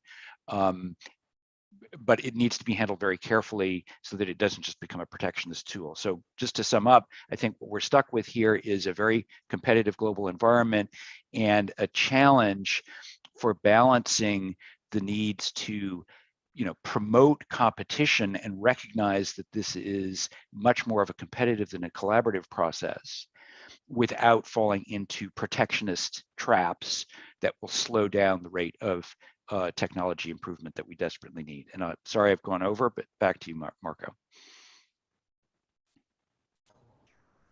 Thanks a lot, Arthur. Very interesting presentation with many provocative comments. So I would like to invite now Livia. She's also very well positioned to contribute to this discussion. Livia is one of the co-founders of Xumian, which is a leading platform for news focused on China in Brazil, and we do need that badly. Brazil is not the United States, but as a big country, we were also very provincial. So knowledge about China in Brazil is incredibly scarce, very few. We are a community of China watchers in Brazil, but we are much less than we should be. And they do an outstanding job in helping us spread important and intelligent information about China in Brazil. And she is now also a graduate student in the University of California in Irvine, so she's also well positioned to understand the feelings in the US about the role of China in the world. So I'm sure we'll have a very interesting presentation from Livia, and I invite her to take the floor now. Thank you. Thank you, Marco, for the generous introduction. It's a great pleasure to be here today. Thanks, CEBRI and King's College London for the invitation. Well, I would like to briefly discuss the role of natural gas in energy transition for China, Latin America, and Europe. Recently, Antonio Guterres, the UN Secretary General, said that the present global energy mix is broken. And he said that on the launch of the IPCC latest report. And it is interesting because it is broken not only in light of nationally determined contributions and other international commitments, such as those established by Paris Agreement, but it is broken when we look ahead in the future to low and zero carbon economies. However, as I think we all discussed here and in the previous panel as well, the path towards decarbonization is not unique, it's not homogeneous, and it varies across nations. And nowadays we see there growing discussions on the role of natural gas in the process of achieving a greener future with renewable energy. But different developmental models and national context will determine how transitional natural gas will be, if it will really be a bridge to greener energy or rather a wall, let's say like that. And I write that on my paper. I start analyzing the role of natural gas in Latin America. Natural gas accounted for 31% of the primary resource in the region as for 2020, and mostly coming from Mexico, Ecuador, Argentina, Venezuela, and Peru. And fuel exports accounted for almost 30% of Bolivia's merchandise exports, 12% for Brazil, and Karin was telling us the importance of crude oil exports from Brazil to China. But we can also say it's really important for Paraguay, since 20% of its exports really came from oil. And all this data is from the World Bank. And why am I mentioning all this data is to show that energy commodities play a really important role in exports and revenues for Latin American countries, especially, for example, in Brazil, over $19 billion worth of crude petroleum, and Mexico with 17 billion. So we're talking about really big numbers here. At the same time, a recent report by the Inter-American Development Bank mentioned how an abrupt transition to renewable energy could leave stranded assets behind. And that has also been discussed here before, meaning that we can't just leave the coal-powered plants and jump, let's say, to wind, solar, or even green hydrogen plants in a short period. Not only it would increase electricity prices, but it would increase unemployment too. And all that to say is that, yeah, Latin America will use natural gas as a transitional gas in a way, but it will be more than a transitional gas. It will be the fuel for the next few decades for the region. Especially when we take into account untapped oil reserves in Brazil with Pre-Sal and Camisea in Peru, or Vaca Muerta in Argentina. And we're talking about regions with significant oil reserves and natural gas potential. So these revenues will be important for their national economies, will be important for exports, for the energy mix as well. And that's particularly interesting when we look at Latin America, because we're talking about a region really rich in natural resources, energy resources like hydropower, solar and wind and potential, and also green hydrogen. But coal-powered plants are the ones getting most investments, especially. I was checking data, 19 out of 33 countries in Latin America and Caribbean countries used coal as the main energy source for 2019 and 2020. But now let's talk about China a bit. China also plays a very important role for natural gas in their energy transition, even with the dual carbon goals of carbon peak before 2030 and carbon neutral by 2060. And it plays natural gas plays an important role, as we can see in some policy papers, such as even the 14 5-year plan or the 5-year plan for a modern energy system. Because wind, solar, and green hydrogen, as much as they've been really the priority, alone, they cannot fulfill China's energy security, not only because they're intermittent energy sources, but yeah, and natural gas can be the safe option in case wind or solar cannot fulfill the demand. However, I think the big difference here is first, the role China wants to play internationally.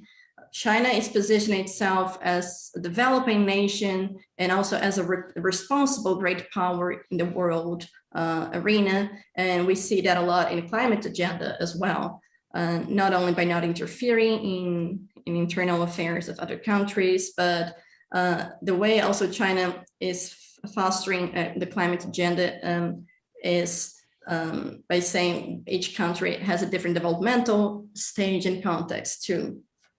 So first reason is that China wants to play an important role in the climate agenda, and like so would not keep investing in fossil fuels for longer term. Second, it is the dual carbon goal by 2030 and 2060. So this coal to gas strategy is not new, but will not and should not taken lightly, because otherwise the goals will not be met. So natural gas will still be in the mix, but they will increase for now, but they will lower over the time.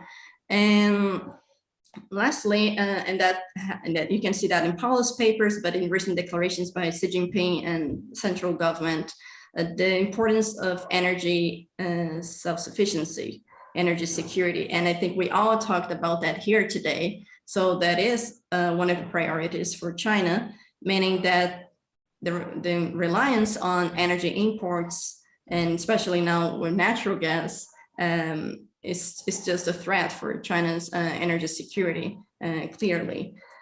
And now talking about Europe, because I also discussed Europe in my paper, I understand that Europe is really running against the clock, and that especially the case with the war in Ukraine, since 61% of the energy mix in Europe comes from imports, and natural gas is extremely important, accounts for 30% of their energy mix, only behind oil. So the European Union had ambitious climate goals prior to the war even, but they see the need to accelerate this path towards decarbonization and green energy since the closing of the war. But differently from what happens in Latin America, Europe is not a continent rich in oil resources like Latin America is, or natural gas, for instance. Meaning that energy transition will likely take the path of nuclear energy and some other green energy sources, but natural gas itself will play the role of a transitional fuel because they can't really export natural gas or other oil resources as much as some Latin American countries. So what we see here is that we have three regions with three oil and natural gas capacities and dependency on this oil for exports and revenues, and that will determine how natural gas will be really used as a bridge to green energy or a wall, let's say, to green energy and be the next for the next 50 to 60 years. And lastly, I think it also comes down to the role that each region wants to play internationally. As I said before, China is taking the leadership in the climate agenda. So it will and can really foster cooperation for greener energy worldwide. And talking specifically about Brazil, Brazil has a fantastic capacity for green hydrogen, considering our green energy mix with hydropower, solar, and wind.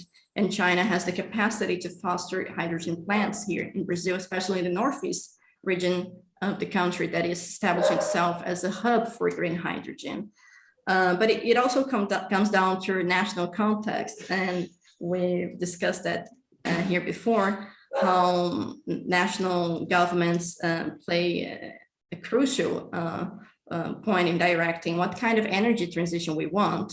And one last thing is that we talk a lot about the roles of the state, but we cannot forget the role of civil society, and especially in Latin America, since considerable oil reserves and natural gas reserves are in indigenous communities and territories, such as the case for Peruvian Amazon, or Camisea in Peru, or Vaca Muerta in Argentina. Therefore, when we discuss energy transition, we also need to understand what kind of energy transition we're talking about and how resilient and inclusive it is. That's it.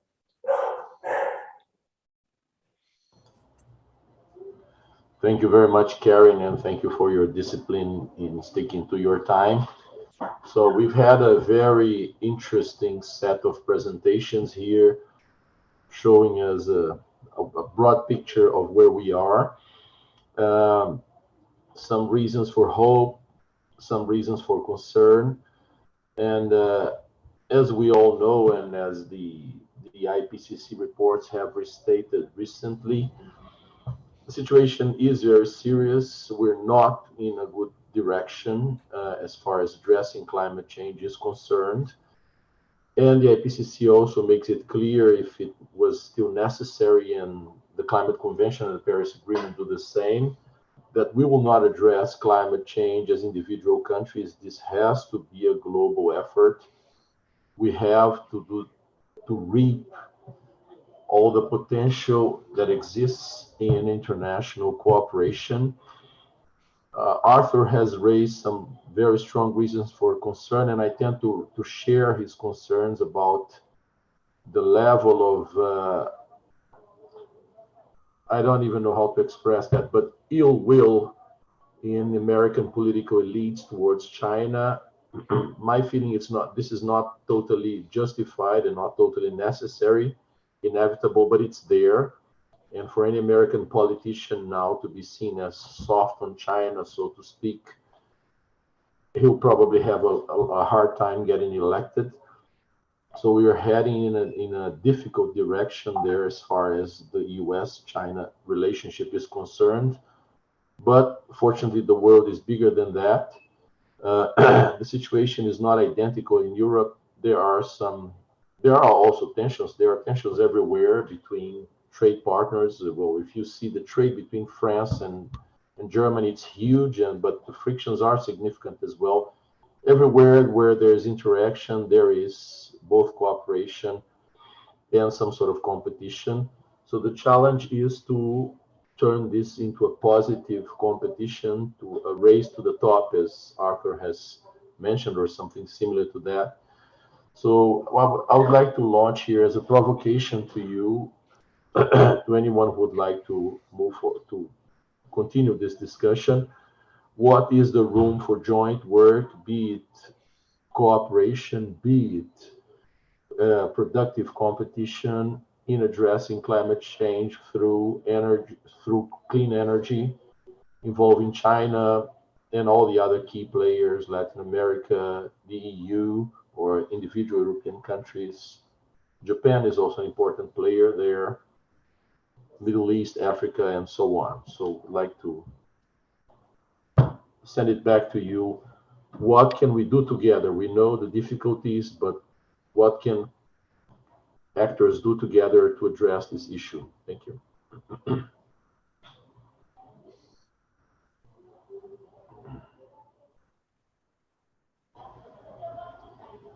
So, if I have been maybe I'll start with a couple of examples I've recently observed on not just the U.S.-China relationship, but just how connected the world is, despite a lot of the ill will that we've been talking about. Most recently, the United States Commerce Department raised a case where all solar panels produced in Southeast Asia, which accounts for 80 to 90% of the solar panels used in the United States, critical for the clean energy transition that Biden has been championing. Those should also be levied a tariff because the components originated in China and there were really Chinese companies setting up manufacturing in Southeast Asia. So this was a tariff case that was raised in the Commerce Department. They're investigating. And it was opposed by the entire US clean energy industry that deemed this detrimental to the solar industry itself, that we won't be able to add the kinds of capacity that's needed to reach a lot of the net zero goals for the United States. So it's a case where you have Chinese manufacturing creating jobs and tax revenues in Southeast Asia that got boiled into this US-China rivalry of rhetorics. And then the US domestic industry of solar power plants developers are actually opposed to this kind of manufacturing goods tariffs. And it's just highly controversial, and it's very interesting to observe the different parties involved in something like this, and how complex the situation is and how interconnected we remain as a world in the age of globalization. People don't like the word globalization anymore, but we are here, and a lot of our goods manufactured supply chains are global in nature. So it's very difficult to simplify some of these highly complex commercial interconnections with a political, simple political objective or narrative that one would like to impose on things like this. Can I just throw in a quick comment on that? I agree that's an interesting example, and I think even in the US, where the political discourse is so hostile to China, you do have considerable pushback from other interests. And you've seen this, most notably in solar. We've seen this in the semiconductor industry. We've seen it in various other places. But I think this also underscores why it is really important for the advocacy community in the US to figure out ways to link the ability to access, global technology, green technology, as not just a matter of, oh, it's good for the climate, it's good for the environment, but to point out why this is actually to the advantage of US economy and national security. Because the problem right now is you have a Democratic administration which is fundamentally does have a climate agenda. If you get a Republican administration which is both hostile to China and hostile to climate, then unless you have some other argument as to why it's important to keep up, global trade and investment in climate issues, there'll be a lot more protectionist pressure. So you have to be able to argue not only is this a good thing for the climate agenda, but ability to, for example, the ability to source cheap equipment creates a lot of jobs in the United States, the installation. So there's an economic benefit there, and that the green agenda isn't intrinsically a national security agenda as well as an environmental agenda.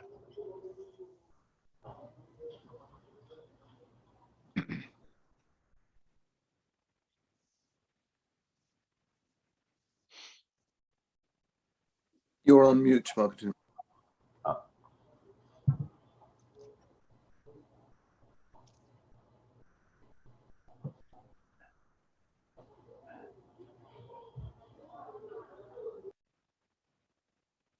I think it's carrying now. Yeah. Yeah. So room for cooperation in climate change. I think if we think of the different typologies or groups of countries and how they will benefit more or less of China's transition, I think one area which I believe there is a huge potential for trilateral cooperation, or if you wish, multilateral cooperation between Brazil and Latin America, by extension, which has the natural resources and the vocation, right? In carbon markets to generate credits for carbon markets. On one side, then you have EU with established market and taxonomies and experience. On the other side, and China just established its new market. I believe there is a huge potential to develop some sort of cooperation, for example, in developing common green taxonomies and standards. And standards has already been mentioned in carbon tax, for example, but here specifically for carbon markets. And there is already a cooperation between China and EU for common ground taxonomies. But into what extent, as Brazil and Latin America enters or develop their own carbon market, could engage with these countries to harmonize taxonomies and, for example, improve comparability, interoperability to increase carbon credits and cross-border sustainable capital flows in more general terms. So I think this is probably a low-hanging fruit, easier to say, not so easy to implement, but it's certainly something we could consider carefully going forward. Can I just ask, Karen, before we go on, is it your view that if that kind of trilateral cooperation in developing common standards and common approaches to carbon trading were to move forward, that it would, between South America, Latin America, and the EU and China, that it would inevitably drag the US into the same standards in the way that the US was dragged into GSM in mobile technology, for example, having experimented with other standards of its own? Or do you think the US could successfully resist being dragged into that? It seems to me that's an important question to answer in order to know whether efforts by the rest of the world, including China, will, generally speaking, bring the US in as an answer to Arthur's issue of the hostility to China on the Hill, making it very difficult for them to cooperate, or not? What's your view? Would the US be dragged into this if there was trilateral cooperation of the kind you described in standards?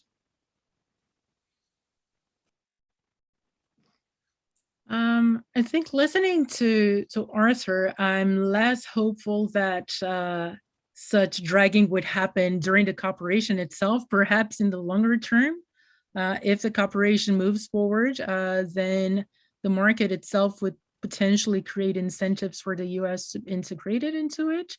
But even if it's not, my sense, and now just brainstorming here, my sense is that it would possibly not be a big issue, I guess, as it would be just another market for actors to engage and operate, and then again the market forces will tell which one is more interesting to what purpose, right? So it's just another player and another option in the world. So I wouldn't necessarily see as an issue itself if it doesn't engage. Obviously in the longer term, if it engages, the better, but this is my immediate reaction.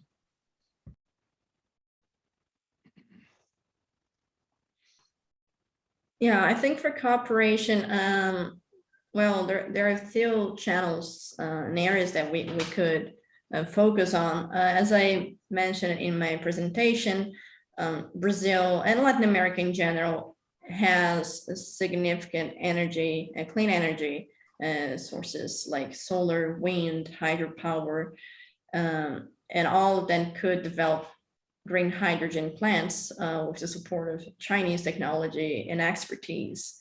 So I think we should really explore this enormous potential in the region with China. In China, the biggest state-owned companies like State Grid and China Three Gorges, they are quite present in Brazil and other Latin American countries. So they already know the bureaucracy and how laws and certain environmental laws work, meaning that it could be, I wouldn't say an easier way, but they know a bit the path to explore more cooperation with these countries.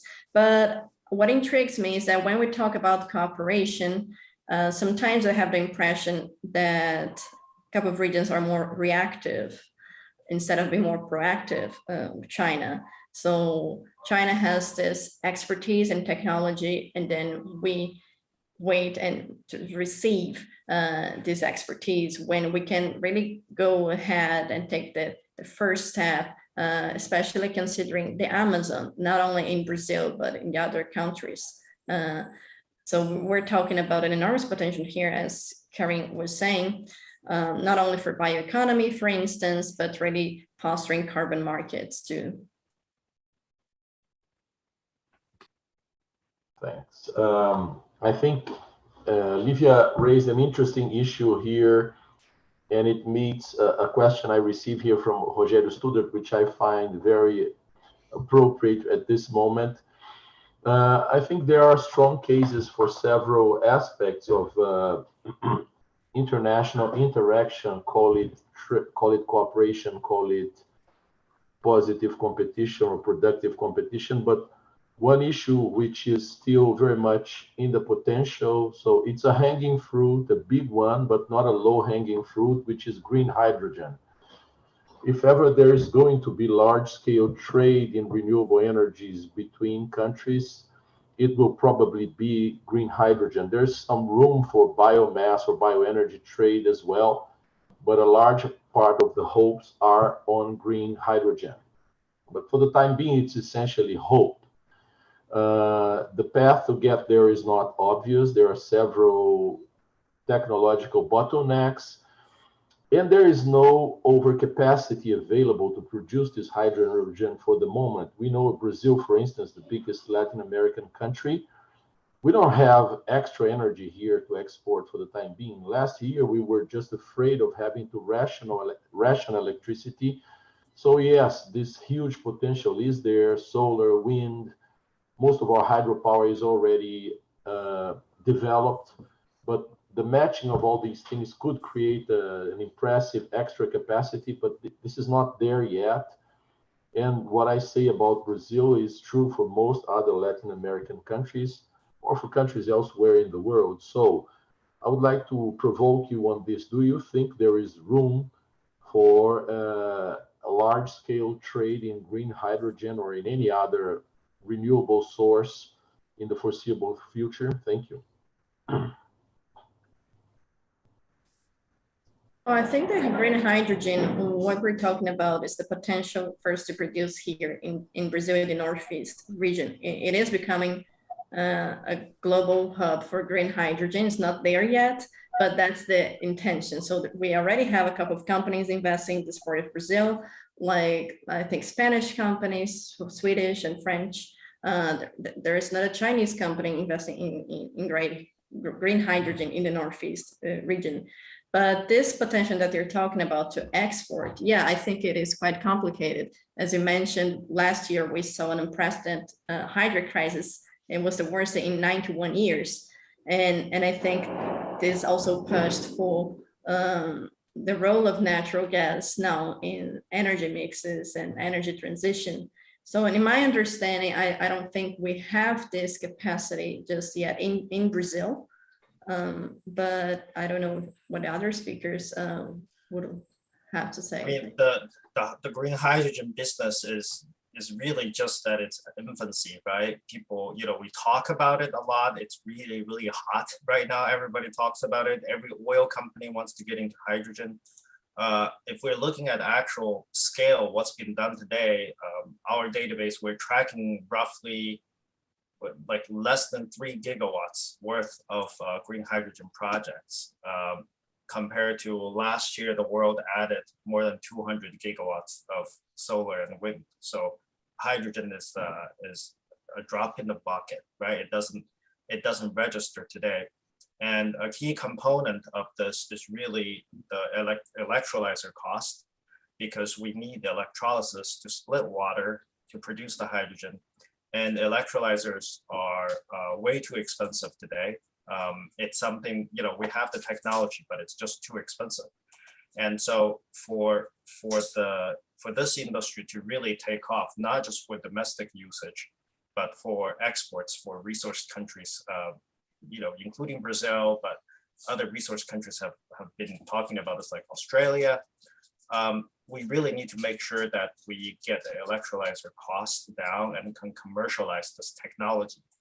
And so obviously many countries were hoping that, given China's sort of industrial manufacturing capabilities in basically lowering cost for every new technology, right? Like we've had the same experience with wind and solar, so why not doing the same thing with electrolyzers? That's certainly a hope that perhaps that can come about in China.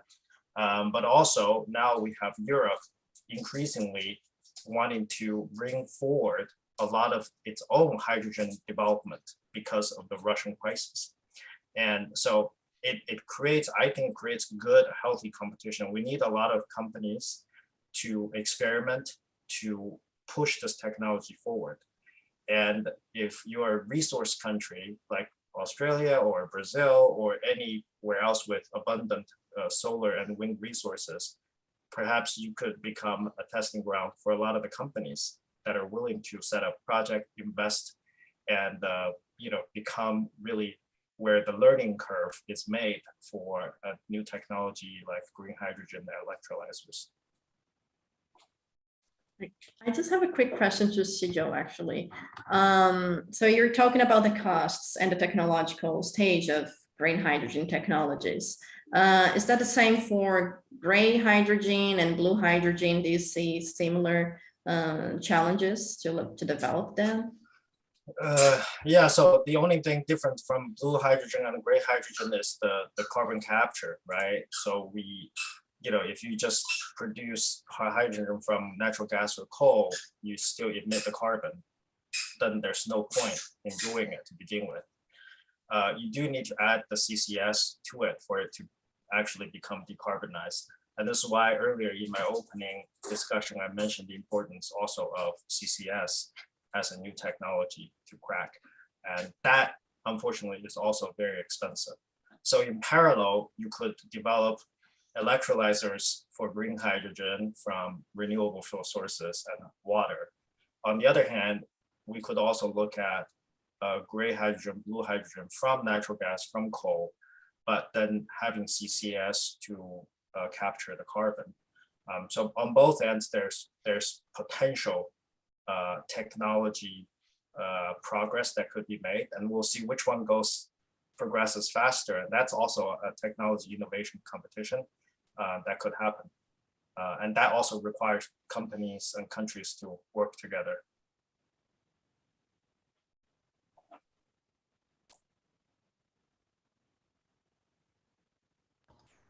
Thank you. We still.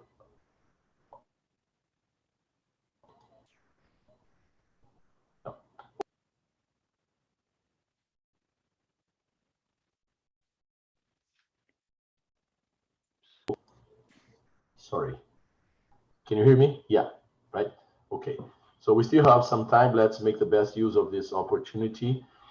Well, there has been, some people have mentioned here the issue of preservation of forests, the Amazon in South America or any other forest elsewhere in the world. Mention has also been made to carbon markets. The connection between natural forests and carbon market is not easy at all, and the Kyoto Protocol has shown this very clearly. We've had long discussions there, and it became abundantly clear that it makes no sense to use avoided deforestation or to insert avoided deforestation in the carbon market. That would just be a way of printing money, and it's seriously counterproductive. The same is not true about new forests, and that was what was viable in the Kyoto Protocol, as a matter of fact, but it never came to fruition. The World Bank invested quite a bit of money in forest projects under the Kyoto Protocol, and most of it was never sold. There will be now a new debate about the same issue under the Paris Agreement, but it's not likely. My feeling is not likely to go anywhere, but we'll see. So with this initial skepticism, but while at the same time recognizing that we need to do something about forests, because they are value in themselves as an important asset in terms of biodiversity and a large carbon stock. So I'd like to ask you, anyone who would like to take this, if you think there is any room for cooperation with regard to fighting deforestation in South America or elsewhere, Southeast Asia, in Africa, and so on. Thank you.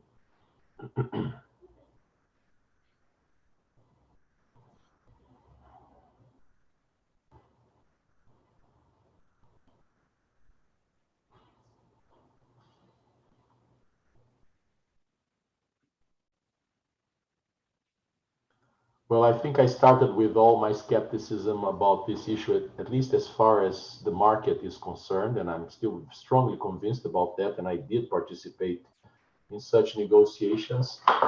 As I said, as far as the market is concerned, I see no room for that. It would have to be on other basis, REDD plus and so on, and the climate regime has already everything in place for that. But understanding that there isn't much conviction about connection between the carbon market and forest preservation, or if anybody would like to disagree, you're welcome to. But other than that, and building on my first provocation, what do you see the room for carbon markets in addressing climate change? From now on, we are starting a brave new world. We just reached an agreement in Glasgow about Article 6 of the Paris Agreement, so there's a brave new world to be explored now as far as carbon market. China is a key player, the EU, the US is a reluctant player, as we know, but I don't think we can address climate change without taking seriously the carbon market, and I would like to hear you about that. Thank you. Well, I'll take a crack, but I'm sure that Shizhou will have something more specific to add on this. I think, frankly, the carbon markets have been fairly disappointing. I mean, the only really functional one that we have is in Europe, and that's, you know, the progress that they've made there over the last decade in terms of refinements that create more realistic carbon prices have been really impressive.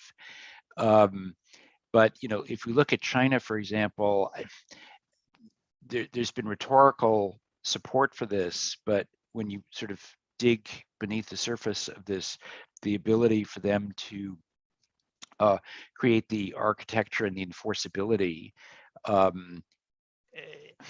it really seems fairly weak. So this is actually why I'm kind of interested in the carbon border adjustment mechanism proposal that the Europeans have put forward, because essentially, if you're able to make that effective, that creates a forcing mechanism for other countries, whether it be China or the US, to come up with some way for accounting for carbon that puts a price on it.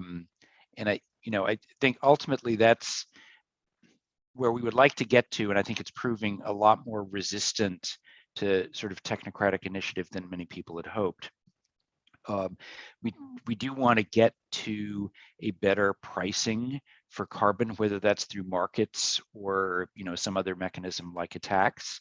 And it seems like essentially everywhere except in Europe, it has proven, you know, for various reasons, practically impossible to achieve this in a meaningful way.